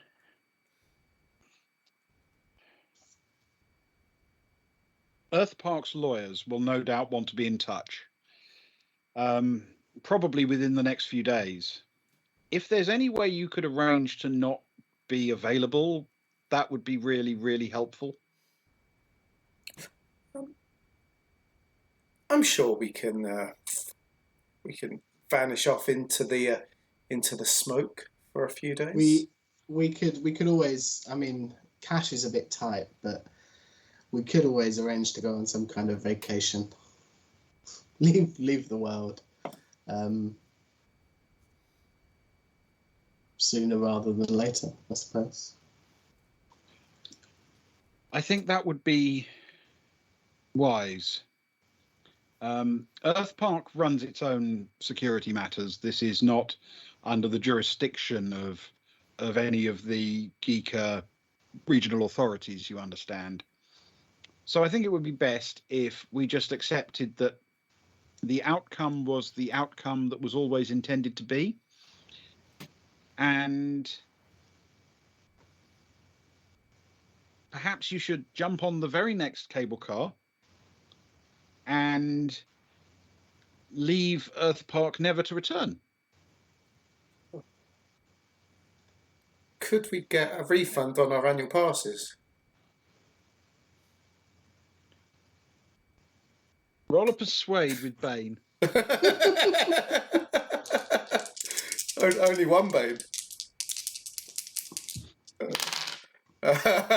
8. It was a 6, 4, 4, 8. But persuade. Do I have anything? Do I have to take away or minus anything on my persuade? Is a 1, so 9. 9. Okay. She looks at you and says, "Let's consider the remaining amount on your annual passes your voluntary contribution towards repairing the damage." That's all right, sort of smiles. Oh, yeah, okay. Surely that lies with Black Sun. Yeah. I tell you what, Sarai looks very sheepish at the door that's still smouldering. Sarai say nothing. She does that, walks. Yeah, fair enough. We'll accept that. We'll head back to our hotel and pack up. We do have a rather substantial bar tab at the Cascade. Would you be able to pick that up for us? It'll get us off planet sooner rather than later. No. Actually, yes, by all means, roll a persuade for that. Oh. Yeah, why not? I keep looking down. My persuade hasn't changed since last time. Oh. That is, in fact, a massive 3. And that's my double 1. That's a 3 including what? Including my 1 persuasion. My 1 persuade. So that's double 1 on the double dice. 1. Double 1? I shall remove those dice from my collection and they will get posted. Who was the winner, Luke? Oh, we've hit a double 1. Hang on. Yes. My cursed dice will no longer... The cursed dice are to the Ghastly Sloth. Wow. The Ghastly Sloth. I've got the address. I'll send you the address. The Ghastly Sloth gets your cursed dice. Ready D6 and a D12 shape, but it is a D6. Oh, it's one of those ones. Oh. Roll quite. They're pretty good. Apart from when it rolls ones, and it's cursed, and it shall be removed from my collection and sent over post haste to try and spur the other dice on into not underperforming. Very, very well done. Yes, she's not going to pick up your bar tab. Is the upshot of that? That's probably fair. To be fair, we don't have one. I was just going to rack one up tonight. Yeah. So that helps. Yeah. Okay, and as she sort of directs you with her arm, just sort of waving towards the cable car, she glares at Sever and says, "I've heard a great deal about you, Sever." And Sever looks at her and says, "I've never heard anything about you." She says, "Can I assume we never have to meet again?" And Sever thinks about it for a moment, and he says, "Yeah, don't think I'll be coming back here. I really don't like dogs." And then he stalks off to join the rest of you as you slouch your way towards the cable car. Are you happy to get on board? Yeah, I am. I'm still trying to ignore the door that I didn't even need to blow up. Stefan's going to pick up one last T-shirt from the T-shirt stand to say, "Soraya, do you want a T-shirt?" I'm afraid there's no one manning the store. They've evacuated the peak. He'll still try and pick one up. In like extra large Daddy Agnar over the armour sights to sort of compensate him for the fact that we're never going to be coming back again. He's just going to steal one, basically. Yeah, he'll try to, in all the confusion and the smoke that's still around. Absolutely. Yes. Can you roll a stealth check for me with Dex? Yes.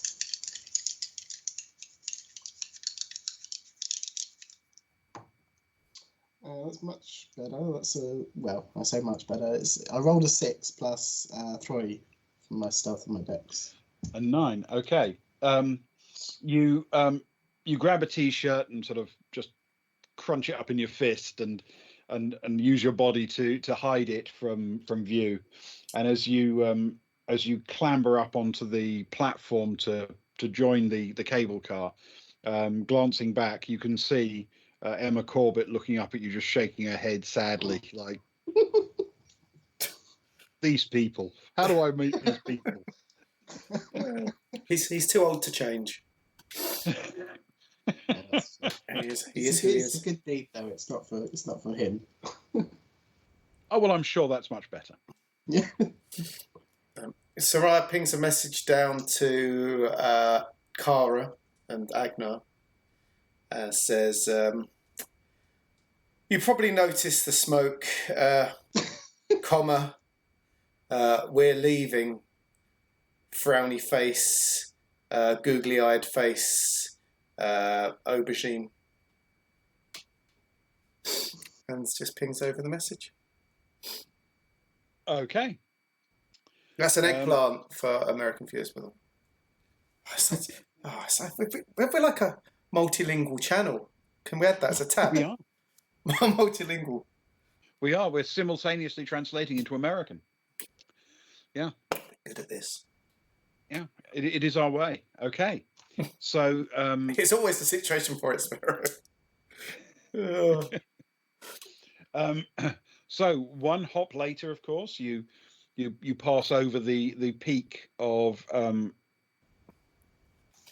Reptile Rocks, and you can see there a large crowd of rubberneckers who have sort of gathered on that side to see what on earth is going on Carnivore Caves in case there's something interesting, and seem quite disappointed that after early on there looked like there was going to be lots of really exciting stuff. Now it just appears to be people milling around and examining a door. You know, it's that's essentially what it's boiled down to now. And Soraya's going to give Queen waves as we go past. Of course, yes, naturally. Why wouldn't you? And yes, they cheerfully.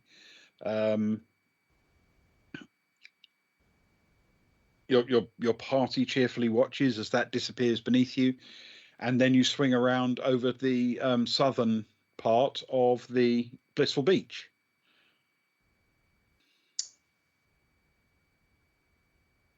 where of course you can drop off if you want to catch the same shuttle you came in on, in essence. Yeah, I suppose we better. We're not welcome here anymore. Yeah, that makes sense. Stefan just looks to Sarah and says, "Oh, damn! I should have told her that we left our shuttle crashed in the northern part of the island, and that where they could send it back to us." Oh, well. Yeah. Probably for the best. Yeah, we can't. Okay. We can't take the same way out we came in. Well, in the meantime, while this has been going on, Agnar and Kara have been enjoying the blissful beach. And one of the things they've noticed is that quite a large shuttle just crested the edge of the blissful beach peak and hovered above the crashed executive shuttle that Paral Karar had flown. The crew was lowered who tethered various cables and things to it, and it was lifted off and flown away. And not very many minutes later, another shuttle, an executive style shuttle, almost identical to the one that Karar had crashed, hove into view and parked a little bit further down the slope, right on the back of the beach. This time without any significant damage.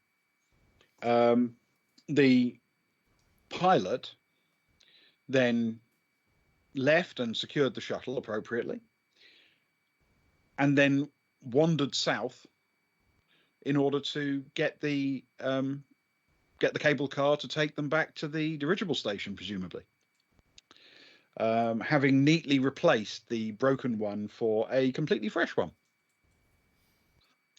So I hope you didn't leave your sandwiches on the original one. Oh. No. In fact, I took wine from it, if I remember correctly. So You did, Yes. very much. So, Yes, you took 2 full bottles of wine. I did well. I did well out of that flight. That was good. Yeah. And some nibbles for Stefan. So And a flare by gun. so by Flare the gun. time Good memory. our returning heroes dismount from the cable car at the third stop on the southern side of the beach, which is essentially the closest walkway up, since the one they were on happened to be one that was heading off towards the fragrant forest. Rather than do that loop and come back again, they might as well get off and walk along the beach one last time. After all, it turns out you're going to be blackballed at the side going forwards. Oh, no. Yeah. We should have done a runner. Well, perhaps that's true, but I miss that.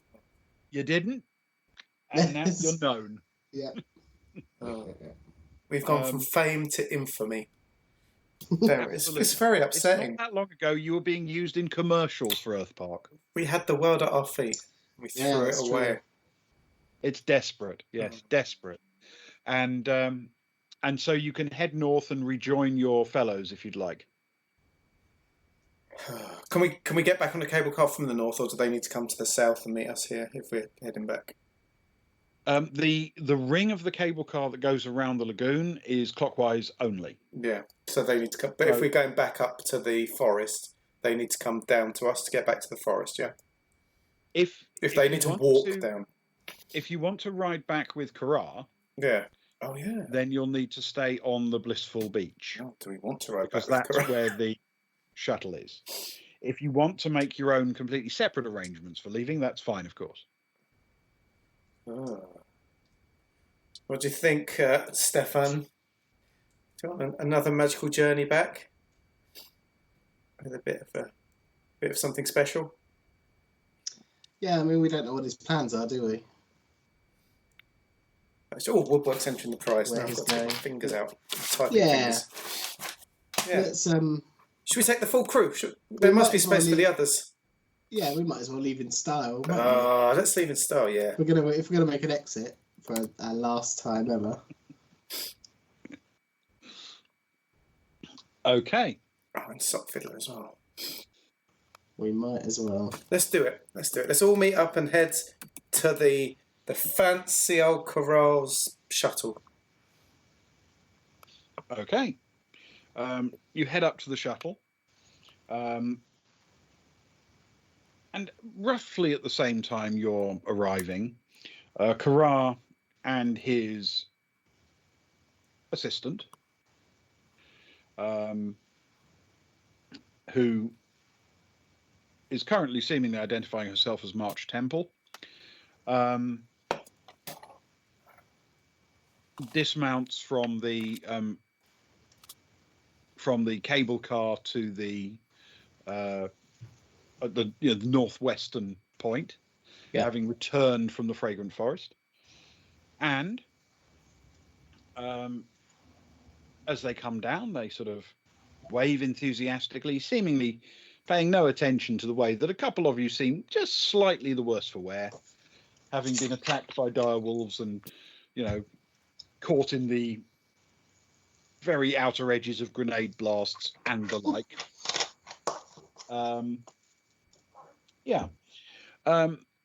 So they sort of wave enthusiastically and walk with you up to the shuttle.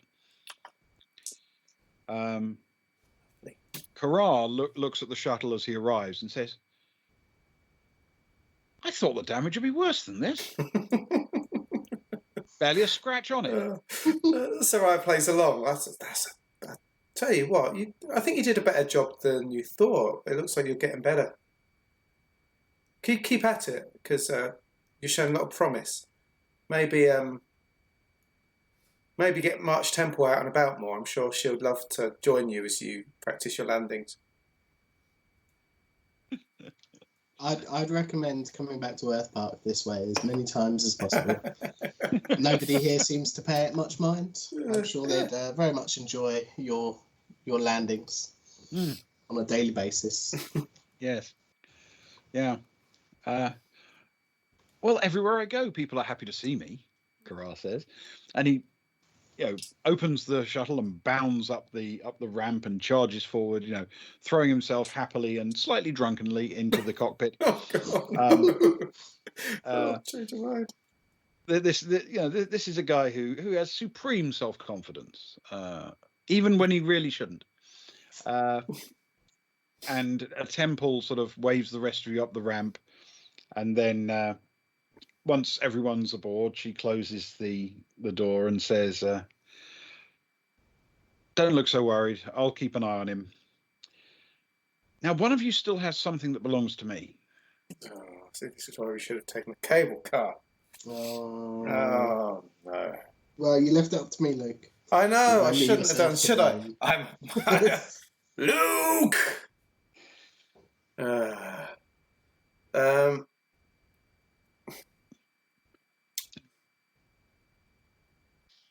Kara will say,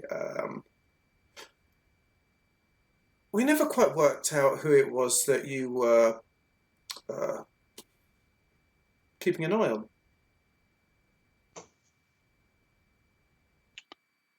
Can you roll a persuade with intellect for me, please? Oh, I can. I'm glad Kara's back. This is where I roll low, though. Was it? Persuade with intellect? Persuade plus intellect. Oh, it's a +4. Come on. It might be needed because it is a 6. 6 + 4 is a 10. Sock Fiddler loves the talky characters. He's woken up with a bit of excitement there. Okay.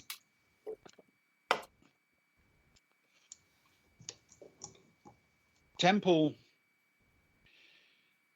looks at her and says,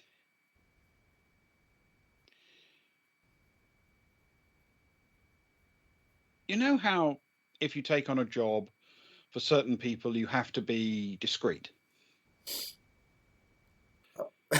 Well, we've never been like that, have we, Stefan? Stefan Agner? This discretion's never normally our watchword. And sometimes So- when you take on a job for other people, it's not that way. Yeah, oh, yes, we know that, yes. Well, this is one of the former cases. I can't tell you. I really can't. Oh, hey, ID Visions, I drink to that too. Yeah, why not? However, you want my assurance that I'm not your enemy? I can't prove it. But I did try to give you the information I could that would imply it for you. Cara flicks through her memories. Memories.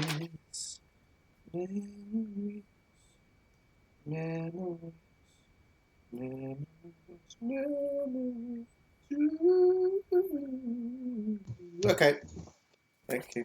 That was a bit of a memories interlude for people while I was looking through notes. I don't always do that. If you've tuned in for the first time, don't let it put you off. I'll do it again. I'll add it as a button. We can do it more often if you want. You can add not doing it as a button. Behave. Stop Luke from singing. How dare you? How dare you? I wield the power of the ban hammer.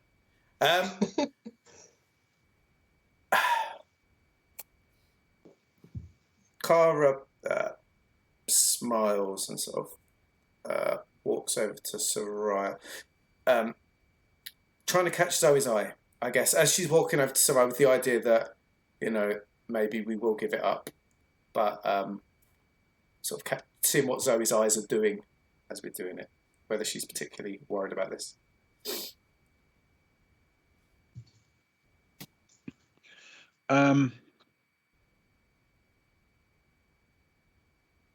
Zoe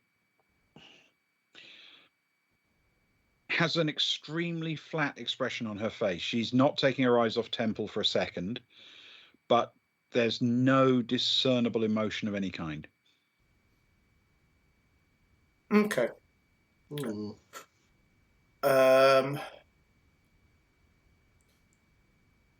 Soraya will say, sort of catching the sort of the vibe. Soraya will say, "I'll tell you what we'll do then. As a sign of good faith, we're leaving the planet tomorrow. If we leave your item somewhere very secure, and if we give you the details of where it is, we can leave it that way with no hard feelings whatsoever, and just both be on with our ways. Does that sound fair?" Roll up persuade for me. Oh, why did I pick Soraya? Oh, you div. Oh, no. With intellect, please. Oh. Was it persuade? Oh. Yeah. Okay. Well, it depends how much March Temple's up for it, because it's a 6 plus a 2, which is an 8. Okay. She says, normally, I'd be perfectly happy with an arrangement like that, but funnily enough, I'm leaving the planet the same time you are.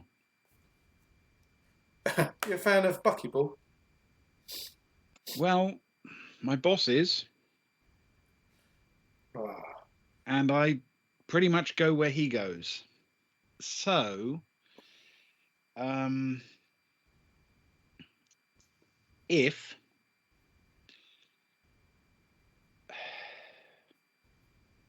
you were to leave it here on the planet, I wouldn't have any opportunity to collect it. You do understand? Oh, we do. That would put you in a terrible position. How about we leave it? Well, when you drop us off, we leave it about 500 meters from where you drop us off. and then let you know immediately.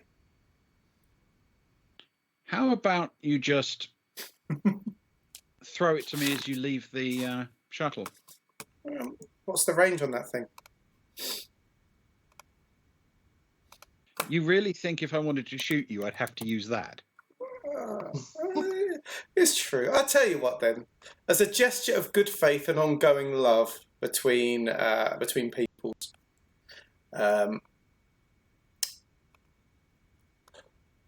we'll chuck it to you as we leave. As long as you can promise that he flies us back nicely and I can have another couple of bottles of wine. Where are you heading? Oh, what time of day is it now? It's what you would call early evening. Oh, that is what I'd call it. That is What? It's late, sorry. Of course, obviously. I'll put Agnar up. We haven't had much of Agnar tonight. Where are we going? Are we doing anything special this evening? It's our last night on planet, everyone. Stefan will sort of he won't say it outright, but he'll sort of whisper over, maybe we should go somewhere he'd like and break him the news about Earth Park. And points over towards Agnar. Well, he did like that themed bar. Or Cascade. Oh, Cascade. Oh, he loves Cascade. Like Cascade. Oh, yeah. Okay. Drop us off. Drop us off at the hotel. We'll get the door debris and blood out of our clothes, and we'll go out for the evening. Yeah, if you can drop us off, if he's capable of doing it, somewhere close to the coronet would be lovely. Thank you. Sure. I mean, I'll go and help. Please do. It's quite a built-up area. So indeed, the shuttle flight isn't long, and you're not entirely clear whether it's through Karar's brilliance while drunk, or whether in fact March Temple did help, or indeed just fly the thing herself while fluffing the guy's ego. But either way, you are brought to a landing on the lawn inside the ring of the hotel coronet, on its, the half of it that is dry rather than wet, so to speak. A neat little landing straight vertically down between the towers of the hotel, and as soon as you're down, Temple appears and opens the door and says, "I imagine I'll see you all tomorrow." Sperry. That is a lot of spamming. I'm going to make it like 1 credit. Just to try and think that's mental. We look forward to seeing you tomorrow and every day for the next week. And Soraya grabs a couple of bottles of red, motions to Kara, who grabs some, whatever the Giikur version of cheesy balls is, and maybe a bottle of spirits. And as they wander off, Soraya reaches into the pocket and throws her little device towards March Temple. Okay, can you make a Dex with Athletics Dex check for me, please? No, I'm not going to show. I'm not going to show. I'm going to show myself up with my rubbish throwing. Oh, at least it was Soraya. I've got half a chance. Come on, Soraya, show your throwing skills. It's a 6, a flat 6. A flat 6. Not the best Okay. throw I've ever made. Must be said. You make a decent fist of it. The thing's thrown in roughly the right direction at roughly the right speed. It isn't on target, however, and as Temple holds her hand out to catch it, you can see that it's basically going to bounce off the side of the shuttle. Not into the water, but it doesn't. It doesn't at all. Oh, In midair, it curves and just zips into the palm of her hand, and she closes her fist around it and tucks it away before giving a little nod and stepping back inside the shuttle. Well, and the hatch closes. We've given a powerful woman a powerful thing. Stefan gives Soraya a little nudge and just says, "Oh, you've been working on your spin. So ready for the buckyball tour." I'm trying to catch the captain's eye. And after she sort of tries, is Cora there, or is he in his seat? Fess. I haven't seen Fess. Fess. Always Fess. Always Fess. Carrar is still sitting up front, presumably congratulating himself on an amazing landing. That was a good landing. Possibly with a couple of martinis. Soraya will shout through, "See you at the buckyball, up the geeks!" The hatch closes, and there's quite a wait. As you sort of expect it to take off immediately, it doesn't. It takes about 30 seconds before it lifts off smoothly and perfectly vertically straight up through and pirouettes in midair before setting off on its next leg. Oh, as if it took a little while for someone else to get to the front of the ship, you mean? As if it took a little while for someone else to get to the cockpit, yeah. Oh, Wonderful. what an adventure that was. Soraya says, let's go tidy up. She looks at Zoe and Stefan, not at Agnar and Kara, who are the only muck they've got is a bit of rib sauce around their mouths, maybe. Yep, that's what they've got. Yeah. That's not Fess. Oh, the Uber bag. I get what you mean. It's because he doesn't flick the actual pay thing. You have to agree a fee up front that's more expensive than it should be. That's why he's the true villain of the piece. Yeah. He doesn't go south of the river after 11 at night. Do you know what I mean? Fess! The way you said that, it sounded so filthy. That's what the cabbies say. I'm getting everything wrong tonight. Leave me alone. I'm tired. I'm not normally like this. So yes, you are in the courtyard area of the Coronet Hotel. You can obviously head sort of inland a bit towards the lobby, or you still have your rooms. You can just head out over the jetty part and up straight up, avoiding the lobby altogether. Sure. Stefan's a bit. He doesn't want to have to go through another timming just yet until he's freshened up. So he'll just grab Soraya and say, "Come on, we'll go this way." Yeah. And try and lead her away from reception until we're better presented. Fair enough. There's a sort of brief moment while Sever sort of decides what on earth he's supposed to do, and then he says, I guess, thanks. See ya. Oh yeah, he's still with us. Thanks. And he wanders off towards the lobby. Agnar will look at Kara and just be like, "Did we help him?" Do you want to while those two freshen up? Do you want to go to the hotel bar? Let's get started. A bit of pre-drink drinking. Yeah, Love a bit of pre-drink drinking. Now, who was it who wanted to do the trading? Kara wants to do some trading, if I can. Yeah, because I mean, she's essentially not in immediate need of a freshen up beyond barbecue sauce and possibly some coffee. Fantastic. Well, let's do some trading. Trading. So need to roll better this time, though. Right. Let me dig out my my vast table of tableness. Of course, predictably, I've lost my table of tableness. It is here somewhere, I promise. Ah, there we go. Table of tableness. Right. Maybe.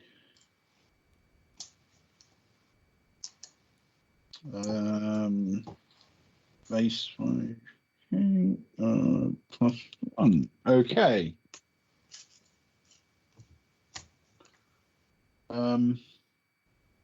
All right. So if you would like to contact Auric, yeah. Hi, Auric. he will, cheerfully respond immediately. Ah, yes. Still looking for a market for your goods, yes? Oh, yes, and you were the first man I thought of. Have you That managed? sounds excellent. Have you managed to find any more promising potential deals for us? Not necessarily more promising deal, but the market is lively at the moment. It's worth a punt. See what you can get. Oh, I love a lively market. I'll take a punt on that. Let's do it. Okay. So that'll be 2d6 for me, please. Okay. Do I get to add my You get to add your broker. my broker? Yes. Oh, it's better. It's a good one. I think I rolled a 4 last time. It's a 9. 9 plus 1 is a 10. A 10. Dice are back. Okay. Now I've got to do maths. Hang on a second.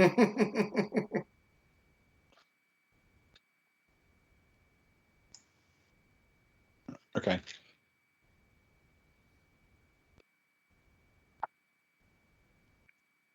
Okay, the sale price you're being offered is 5,750 per ton. Hang on. 5,750. Now I've got to do maths. Hang on a second. This is why I don't Trade. trade deals. no trading for me. Right. Show you're working. Yeah, show my working right. So this is my maths working. We bought 20 tons of uncommon ore, which cost us 65,000 credits. So I need to work out my costs, what I would get for this, which I won't do on paper because it's too late. I'll use a calculator. But all I have to do is 20 times 5,750, which will give me 115,000. A lot. That's what I make it. Well, there we go. Who would have thought? Maths lesson. Okay. I will take that. Thank you, Auric. That seems like a very reasonable deal. The market is indeed lively, and it's lively in the right way. Brilliant. I'll just snip my commission off and send you the difference. What's your commission, Auric? On a deal this small, I'll take 5,000. Oh, I tell you what, you can have 10 as a thank you. Excellent. Thank you very much. Pleasure doing business with you. Always a pleasure. We'll speak again soon. There we go. That's it. Everyone's a winner. I had it as ORIC, I think. Yes, it is Auric. Alas. ORIC, not Auric. Auric. Yeah. Okay. As in the computer. Nobody's ever heard of the computer these days, of course. It's too ancient, but there was a computer called Noric, trust me. What in like the 1940s or something? Whoa, sorry. It's like I'm kind of a bit harsh at this time of night. Yeah. Sorry, everyone. I'm not always like this. You're getting very cruel. Yeah. It's hot. Okay. I'm feeling quite hot tonight. Everyone has had a chance to freshen up and do a deal and grab a drink at the bar. Is there something you want to do before bed this evening? You want to go out somewhere special for dinner or what? Was the plan just to have a fun time? Just the characters go out and have a nice time at the Cascade? Was that for Agnar to enjoy a night of partying, letting his hairs down? We could take a little wander around, couldn't we, and take the scenic route and probably end up there. Yeah, we don't need to focus on it too much. But see the nightlife. Yeah, it's the last night on Giikur for potentially a long time, going by what the deal is with Deep Night. So I'm guessing it's a nice evening, is it, Ben? As pretty much always on Giikur, as the evening draws in, it becomes cool. noticeably chill, because Chill. you are, even though it's high pressure air, you're at high altitude. But the environment is lovely. It's warm generally during the day, and it is nice to have that cool, gentle breeze dipping down to 10 or 15 degrees above freezing in the evening. It's not at all an unpleasant way to spend an evening. Yeah, it's nice. Nice. Then let's have a lovely stroll around, Agnar, for you. Let's enjoy a lovely evening. Our last night of freedom, smelling the fresh air for a while. Yeah, on such a green planet. Lovely. They're not all like this. They really aren't, and it's very different from the recycled air you find in a starship. Mm. Yes. Yeah. So, where do you fancy going? Just a stroll, or are you heading to Cascade, or where? Can we do? Can we stroll? And if there's a couple of little, like streety kind of bars along the way, just pop in for a shot, a space sambuca, or like a. Yeah, we're celebrating. It's our last evening. The seafront of Lata, or the lakefront of Lata, is very, very well served by these kinds of things. It's the slightly more bohemian end of the city, and it's very geared up to make use of the lake. So there's a lot of little lakefront places with gardens running right down to the water, and then a place set back from there. It is very elegantly done. It's a sort of bit of Riviera-like living. So yes, as you wander, there's no difficulty at all finding the occasional place to stop, and then somewhere to throw a pebble into the lake, and then somewhere to go and look at the lights twinkling on the other side, and and that kind of thing. There's a bit of life in the evening. There's a bit of activity in the evening. It is a place that is very much beloved by the Imperial Navy people who have to spend a bit of time here. If your ship is laid over here for a while, you spend every second you can enjoying the surface of the planet, given how many miserable places you have to be. And Earthpark is not the only thing that people come down to the planet for. So yes, it is a very, very pleasant evening. And after having a bit of street food and some cold drinks, and then later on a couple of cocktails to keep the blood flowing as it dips in temperature, you can head back to the hotel for a quiet night. Agnar will pick up the bill for all the drinks and the food, as Daddy Agnar mode has indeed been activated. So he'll get all 5 of them. Is Zoe coming with us? Yeah, bring her along. Come on, Zoe. It's our last night. Come on, Zoe. Come on, Zoe. Come on, Zoe. Yeah, she'll happily join in. She's not much of a drinker, Zoe, most of the time. She'll have one, but only when you're settling down for a while, and then she'll have a small one and sip it, Cool. What's a reasonable amount for 5 people in a full-on night out on Giikur? Realistically, depending on how plush you want to make it, if you're aiming for just nice little quiet cafes and bars and garden restaurants and a bit of food from a street vendor and so on, you can probably get away with as little as 25 credits each, so about 125. Well, okay. He'll throw down 200, and he'll tip a few people. Nobody's told him that they're banned from Earthpark forever, so he's probably in quite a good mood at the minute. and we're not going to. Why do we want to ruin his perfect day? He's had not a lovely while we're day. Not while we're still on planet. I've seen enough It can wolves wait in till pain. after the Buckyball cruise, I'm sure. I've seen enough wolves in pain today. I don't need another. But he'll tip generously, and he'll be full on Daddy Agnar mode. Mm-hmm. magical. Yeah. Okay. So yes, excellent. Absolutely, you can pick up the tab for that and give people a very pleasant evening. Thanks, Daddy Um, Agnar. And as people make their way back to the hotel, are you going through the lobby or heading straight up? We need to head through the lobby one more time. It is Yeah, tradition. we'll It go is through the tradition. We're all a little bit merry. We're all a little bit tired. We've had a lovely day. Is there anyone on the lobby, Ben? Well, there's someone behind the desk. No, that's close enough.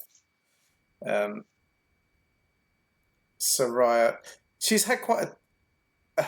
You want Kara to flirt with Tim? Oh God! No, it's just. I tell you what, I'm gonna give it a go. I've never flirted as Kara before, but it's late. And let's give it a go. Soraya heads towards Tim. Oh, sorry. Soraya heads towards Tim. You are Sparrow. It's normally Soraya. You can change your mind. Sorry. Okay, there we go. Even better. Now see that works. Tim. That's not what she does though. No. She pushes Stefan back. She doesn't want him cramping her style, and she walks over in what she tries to make it a steady walk, a slightly seductive walk, but she looks like she's got a bit of a limp. She's not too good at this. She spent most of her last 10 years on her own in space, bless her. And she sort of approaches the bar. The bar approaches the counter, and tries to sort of look him in the eye.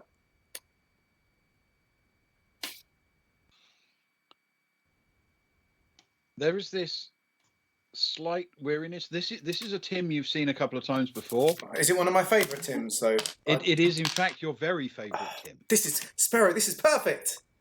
And so there is this slight weariness in his face as he says, "Can I help?"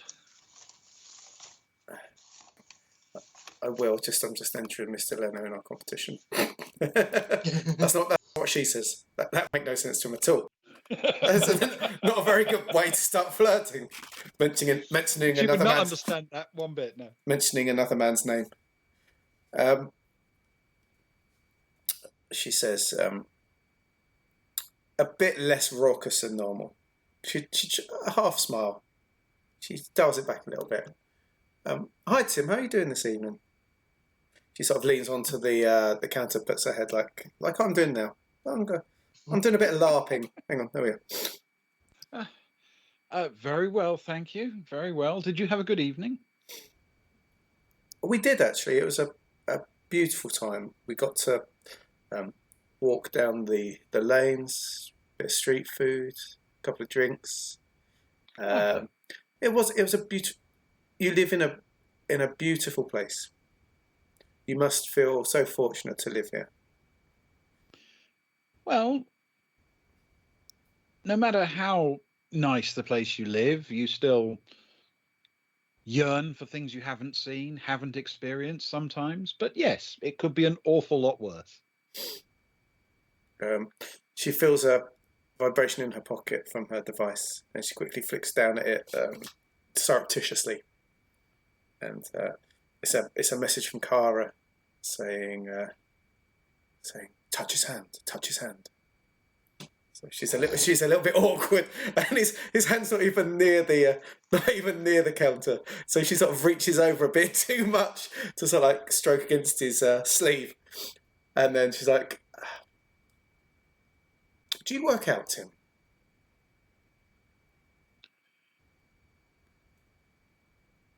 Not in general. Oh, you're a lucky man to be naturally. You feel naturally strong, Tim. Naturally strong.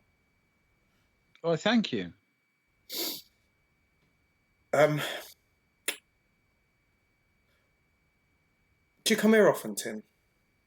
She panicked a little bit at that point. It is my place of business, so yes, quite often. She gets another message from. They pay me. She gets another message from Cara at the minute, which is just that. Was it like the pinched eyes emoji? Like she's done something stupid, like the but she's going to carry on, saying, I must say, Tim, you're my favourite Tim. You've been nothing but kind to us, and you've been wonderful to us. And it would be remiss of me to leave the planet, which we're doing. Does that make you feel sad, Tim? Bereft. Well, it would be remiss of me to leave the planet without telling you that you're a beautiful, beautiful man with Thank you. with beautiful, beautiful eyes and a deep kindness in your heart for us. Thank you. And a bit awkwardly, she sort of hops up onto the counter and leans forward to attempt a kiss of the cheek. She's a little bit drunk, so I don't know if I need to dex check for it, but Probably not Dex in the strictest sense. I'm tempted to go with persuade. persuade. So persuade with intellect, please. Oh dear. 6. 4 + 1 + 1 is a 6. She's had a few. A 6. Okay. It's a bit clumsy, but he gets the gist at about the right moment to save your blushes. So there's a sort of cheek to cheek contact rather than an actual kiss, but it's not too embarrassing. She's a bit flustered. She goes, "Oh, you. That was lovely. Thank you, Tim." And then she sort of her self-consciousness comes back at that point, and she fumbles with her device, and she sort of pulls herself back over to the counter and hurriedly pushes it against his, lingering a little bit too long with the touch between the two controllers, and pushes it forwards on it a little bit, and then brings it back, and she's pinged over 10,000 credits. Again, 10,000. Yeah, because she was a bit flustered. She'd normally be like 100 or 1,000, but she pressed too many zeros because she was kind of a bit stressed. Yeah. And she's immediately realised what she's done, and now she thinks, oh no, he thinks I'm just like trying to pay him off or something. So immediately she just runs off up to the room awkwardly. Okay. and there ends the ballad of Soraya and the top Tim. And as the party returns to the rooms, Zoe, who's been crashing with Cara recently, will continue to do so for tonight at least. And the party gets to their rooms and settles in, looking out over their twin facing balconies. Each room has a balcony facing out over the lake and another one facing inward over the round internal courtyard, which is a shallow bit of lake and then the grass area. And with a cool evening breeze blowing through until you shut the doors, it's a really lovely place to spend your last evening at the Coronet, as it always has been. It's a super little hotel, not that little, in fact. And as the evening draws to a close, I think that's where we will break for tonight. Oh, a fine ending. Oh, wonderful. Lovely.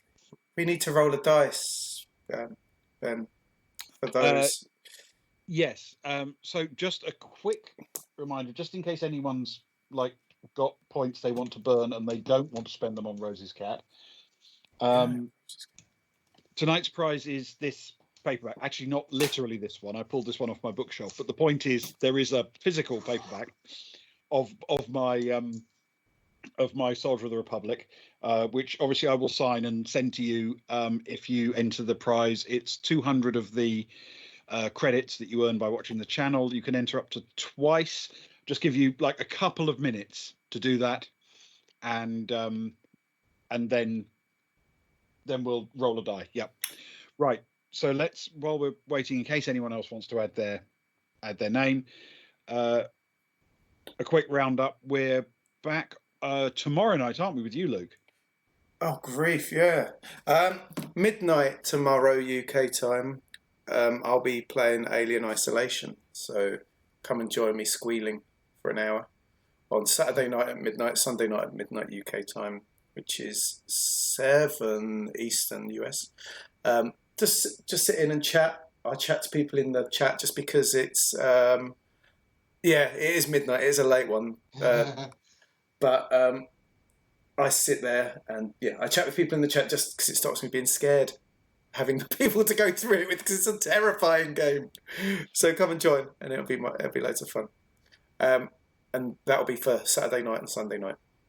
We'll do an hour both nights. I think we're going to run into the Alien tomorrow night. Actually, we haven't yet. All we've run into is more terrifying than an Alien. It was an angry Scottish man with a gun. It was a very angry Scottish man with a gun, but then I naturally assume all angry Scottish men are more dangerous than armed people anyway. So that's tomorrow night and Sunday night. Then on Tuesday evening, I'm doing a behind the screens, if you're interested, which I know is a bit of a departure, but if it amuses you, come along. And then we've got Those Dark Places on Thursday, and then again this regular Friday evening session on Friday. Okay.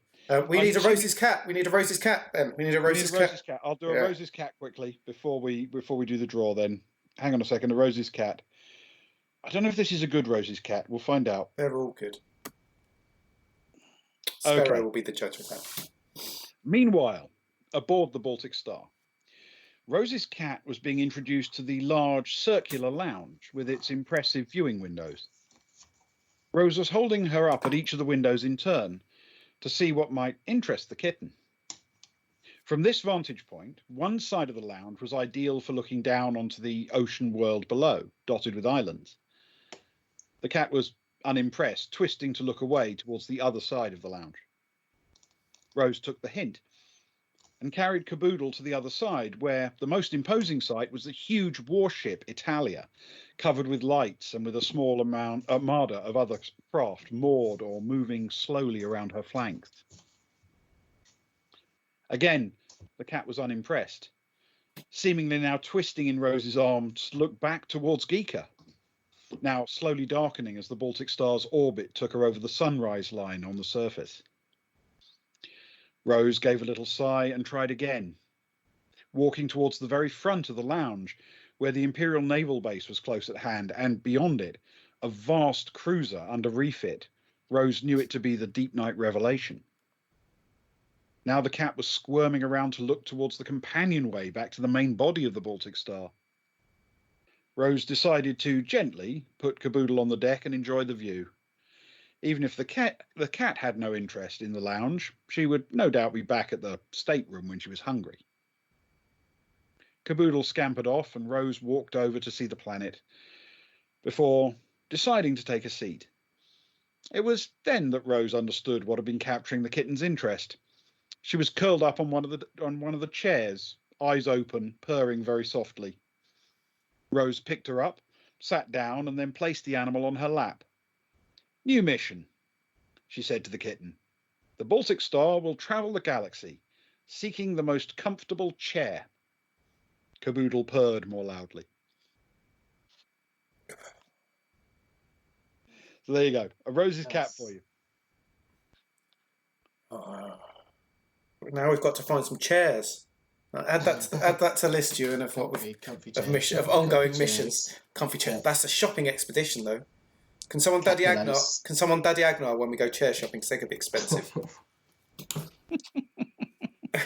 It's obviously essential to Daddy Agnar at that moment. Yeah. Right. Okay. So are we rolling a die for the book? Yep, we've got 8 names there so far. Going once, going twice, sold. Right, that's it. Roll it up. Okay, we'll roll it up.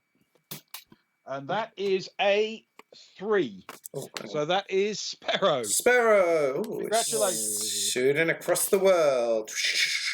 Yeah. I don't know if we have your address, but as soon as we have, I will send you this. A new one rather than this one, which but I'll sign one for you and I'll send it to you. Okay, congratulations. Thank you for entering. You haven't asked if they want it signed yet. That's true. I have. Would you like it Yeah, signed? signed by the author. They're considerably more valuable unsigned because I sell them in such small numbers that I think there are more unsigned ones than signed ones. He could sign it as Fess for you. Yes. I don't know. I was too scared to look at the eBay value. I didn't want to upset anyone. Yes. Thank you, everybody, for entering the competition. I do appreciate it. It is always appreciated. Ewan's got to go because Ewan's got to be up in the morning. Ewan. I'm going to be up in about 4 hours. Alas. Alas and alack. Yeah, I was amazed to discover that there's a 5 o'clock in the morning. Yes. When Every did morning. that? Don't ask. You don't want to know. It must be new. I think so. But I will say goodnight. You guys are going to hang around, don't you? Yeah, we'll stick around and have a chat. A little bit. I can probably only do about 15 minutes. And then we might discuss Discord, actually, because the fiddler, as I'm going to call them from now on, and Leno has brought up Discord, so we could potentially talk about that. Cool. Awesome. Thank you both very much, guys, and thanks to everyone watching. It's been fun. I've enjoyed it. Cheers. See you later. See you later. Good night. Thank you. See you later, Ewan. You're No. the best of us. The best. The best of us. The best of us in every possible way. That's quite right. The steamy best. Oh, I'm getting a reputation tonight. I'm going to stop.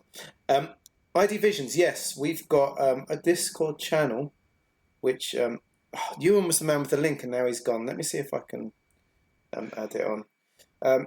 There is talk of potentially that Leno and the Fiddly one brought up about potentially starting to go back to Discord, where you can chat, which is well done, Fiddles. I quite like Fiddles. That's quite cute. It sounds like it'd be Caboodle's little friend, Fiddles. Caboodle and Fiddles. Fiddles is very cute. But are you worthy of the name? Doing Discord might be helpful, because if everyone has it anywhere and we can shoot over, it means I can take a bit of control of the end of these streams, Ben, when I'm having to upload them. But it depends. I don't know if you've got Discord. Well, I haven't, but I can install it. A lot of streams do take the chat over to Discord after the end of the stream. Okay. And then people can just join and hang out and chat for as long as, and even if we're not there, like they're chatting already, do you know what I mean? So people can hang out and chat after, so it might be quite nice. Because when I go, it turns off. So maybe we'll start that next week. Give Ben a week to wind up the old computer and install. I'm certainly not opposed to the concept. You understand? It's just a bit new to me. Historically, we've done a couple of things at the end, like the Rose's Cat thing you just had, which I suspect would need to be done on Twitch before we moved over, wouldn't they? Yeah, all that sort of stuff. Any competitions, any final point spending would need to be done here. But then, but yeah. So we've got our Discord, which keeps getting added. Please, if you're on Discord, anyone who but isn't following us on there yet, please do. We've got 3 channels at the minute. One for Delta Green, one for those dark places, and After Hours is like our hangout chat room. We can just hang out there. But I think it'll always be nice to have 10 minutes at the end to hang out and tease things down. I think that's probably the thing to do, because what we could probably do is have a 10 or 15 minute roll off at the end of the game, a bit of a decompress, and then do any of the remaining points things on Twitch that we hadn't got to yet, or were appropriately timed afterwards. And then we could absolutely roll on to Discord and then do that for as long as each of us felt up for it. That'll be fine. And these guys can chat as well, rather than they can just text us as well, but they actually have the chance to chat rather than just type the whole time if they want. So Okay. it empowers the viewing public. That's the last thing you should do, isn't it? Really, empower the viewing public. But yeah, I'm putting away my hand grenade. I don't know if everyone's seen my hand grenade that I 3D printed for storing my dice in. I feel like that was only something that got shown at the very start when we used to have like one viewer. Yeah, it's brilliant, isn't it? My little 3D. Little 3D. As the dice go in there. And there's the little lid. It is pretty cool, isn't it? For a pacifist, it's quite good. Yeah, you lot are terrible. How have we ended up with such a viewing group? We could have ended up with that one of the cool groups. And we've just ended up with the weirdos that actually like to chat and have bants and laugh and have a good time. The problem is, if I got the cool group following, they wouldn't let me in afterwards. The cool group will only join us if the hot tub comes out. That's right. Yeah, always the way. Mr. Leno, you're not terrible. The fact that you, in one of the hottest days of the year, wore a fake ginger beard for about 40 minutes confirms that your DMing is absolutely fine. And I have to tell you, Mr. Leno, seriously, I promise you that every GM in the world is constantly thinking, I didn't do that very well, or that was a mistake, because everything you're doing is improvised in that second, at least in part. However well you've written it in advance, it doesn't matter. So even if you're Matt Mercer, I promise you, you're walking away from that table at the end saying, oh, I screwed that up. Because that's what people do. I promise you. It's not you, it's everybody. Don't worry that you were too late, ID Visions. That's all right. Everyone has different times and starts. Like Sparrow, you normally can't get in till like break time. Normally, can you? Because of time difference and getting in from work. I think the However, only it is good that ID Visions is about, because have we got the postal address for ID Visions? Might have. I've got your Twitter, haven't I? With Twitter, so Exactly. That's your exactly dice, what I innit? was going for, Mr. Leno. Yes, ID Visions. Yeah, we got it. It's your dice. I'll send it your way. Now that Thank you. Now that they if you got could just Delta forward that greened. to me, because as of last night, the dice are available for sending. I just wanted to use them for the Delta Green first session before I sent them to you, and that's now done. So, so I will send them to you. Thank you very much. So he's going to have to use different dice for the next Delta Green, and different dice for the next Goblins. Well, I'm thinking, yeah. I have dice. It's been known. Like most people who play these kind of games, I have technically more dice than I strictly probably need. So yeah, I will use a different selection of dice for the next one. But that's fine. Show off. Fancy. All your dice. Oh man, I'm starting to see double. This has been a strange month not drinking on stream, actually. I've quite liked it in a way. I'm just going weird in other ways. There's something quite magical about it. Oh, yeah. Sparrow, did you Sparrow, you were around for some of Delta Green, weren't you, yesterday, if I remember correctly? Because it was suddenly having to roll under and Ben kept rolling over. Yeah. A 99. There was a that literal 99 that I rolled while aiming low. Yes. Yes. To be fair, this is not literally the fault of the dice. I must be very clear on this. As far as I'm aware, these dice aren't cursed.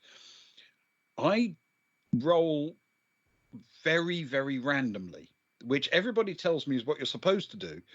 But a lot of people I know say, oh, no, I warm the dice, or I train the dice, or I choose the dice that roll well. It never works for me. I just get completely random whatever. Yeah. And then, researching a very small library, and then a church. I don't know. He must have been expecting us to go to the church because he had the picture. But I didn't ask enough churchy questions. I was going to, but then I felt too kind to start asking questions. I know what you mean. I was feeling the same way. I was going to ask him which of his apsidial chapels faced the closest to How west. big is your altar? But yeah, I was tempted by that, and asking for details of the choir screen and things of that nature. But it does seem a bit harsh, to be honest. I was going to ask theological. I was going to ask if he was an old world or new world creationist. Oh yeah, That's always a older good young question. Earth. Yeah, that's a good question. yeah, And and predestination's always a good question as well. yeah, I mean, I did like your throwaway about Calvin or Luther. I thought Yeah. that was well, it's good theology in the strictest sense. Yeah. It's the central point. It's the central argument point of Protestantism generally. I mean, I would argue Luther has a certain advantage in that he grasped something that Calvin didn't.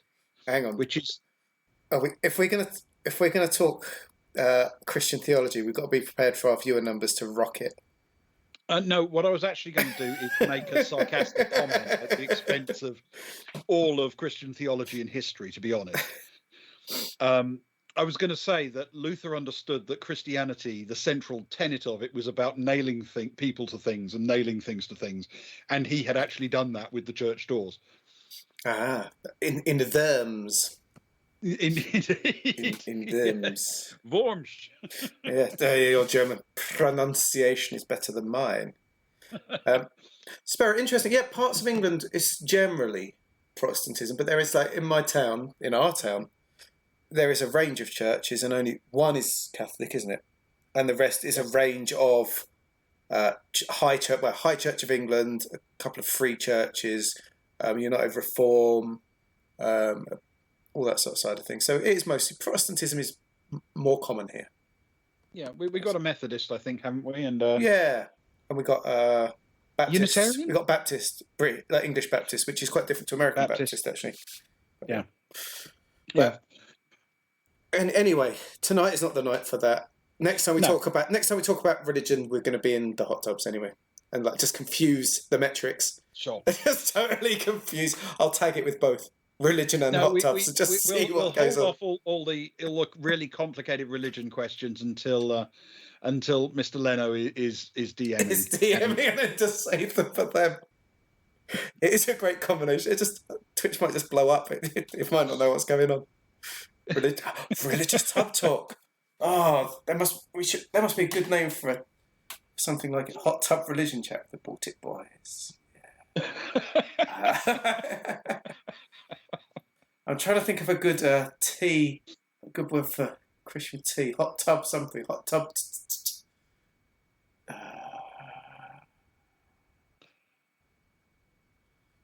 If anyone can think of one, send it to us on the Twitter, and I'll repost it and immediately get blocked by loads of people. Hot Tub Tabernacle, excellent. Oh, I like that. To be fair, my character in our Delta Green game is currently walking around with some holy coffee. That is true. Hot Tub Tabernacle. Get Mr. Leno on with his paper dog collar that won't last very long in the hot tub, and we'll get cancelled very quickly, I would feel. The Hot Tub Tabernacle. That is good, though. That is strong. There's another non-Christian place of worship I've seen here. And Hot Tub Channel. I think so. We'll have we're doing our Summer of Love. We'll do the something of hot tubs. Again, you need alliteration or like things that work with it. Winter hot tubs. Oh, I drink to that. The winter of hot. We'll do it for one shot. One shot hot tub. I'm right in saying hot we've tub, already got Sparrow's address for something else that was sent. I've definitely asked them. I don't know if it's actually come, but if there's anyone that's very easy to contact on Twitter, it'll be Sparrow. So yeah. I think we, because the other one's the badges, but they'll probably be sent. I'll tell you what I'll do. Actually, Ben, I will get in contact with Thingy for the badges, and Tony for the badges, and work out if it's cheaper for her to send the badges to us. We could probably just put it in the books. It won't cost any more, would it? I suspect not. Yeah, I mean So- the Save book. everyone a bit. Save everyone a little bit of money. I mean, it's not that big, but it's reasonably heavy for a paperback. So Good yeah, for beating people around the head with it. best part of 350 pages. So I suspect the badges won't really add anything. Yeah, in terms of cost. Yeah, we can bundle them together into a jiffy bag. Only bathing shots of Yahweh. People soup, yeah. Hot tub is people soup, isn't it, really? Yeah, Right, people stroning. people's droning. Oh, thanks, Sparrow. It's just pinged up. All over it. I knew your city, but I didn't know exactly. Yes, I can't just send it to you in the city. But Yeah, please do, Sparrow. So we've got an address to send the book and the got badges it. to. It's Thank done. you. He's done it. It's all there. It's ready to go. Super. I'll send it to you. I'll message Tony first and find out what the deal is, and then we'll sort that out. Because Tony's England based, so the post will probably be cheaper here. Yeah. Right. I'm tired, man. I need like a cup of tea and a little sleepy. I need to go, which forces Ben out as well because he doesn't have Discord yet. But me and Ben will have a discussion about Discord in the next couple of days, and we'll get him added on, old Uncle Ben, and Papa Ben, and then every week after this we can do some Discording, man. That'd be good, right? Yeah, we will reach an accord, in fact, about Discord. Yes, the Discord Accord. I like it. That's good. That's strong work at this time in the morning. And 3/4 of a bottle of wine in. Yeah. But the rest The of you... benefits of a classical education, I tell you. It's on the tip of your brain every time. My English teacher would be so proud. Yeah, they just have to churn through the rest of this to get there. They wouldn't be proud about the hot tub stuff. Right. The rest of you, of course, can go onto Discord. Please feel free, etc. Post that link one more time, Fiddles. It's Fiddles that had the link, isn't it? I think everyone that's in has it. There you go. If you haven't got it and you want to chat, feel free. We're going to bed, not together, but we'll see you there next week. How about that? That's a good deal. Right. Yes, I'm afraid I must go to bed now rather than joining Discord because I have to buy some film festival tickets tomorrow. Oh yeah, you've got to be in the queue. Right. So in the words of Ringo Starr, peace and love, and come and watch me get killed by an alien tomorrow night. He didn't say that. That's an extra. Good night, Ben. Good night, everybody. Good night. Thank you so much for joining us.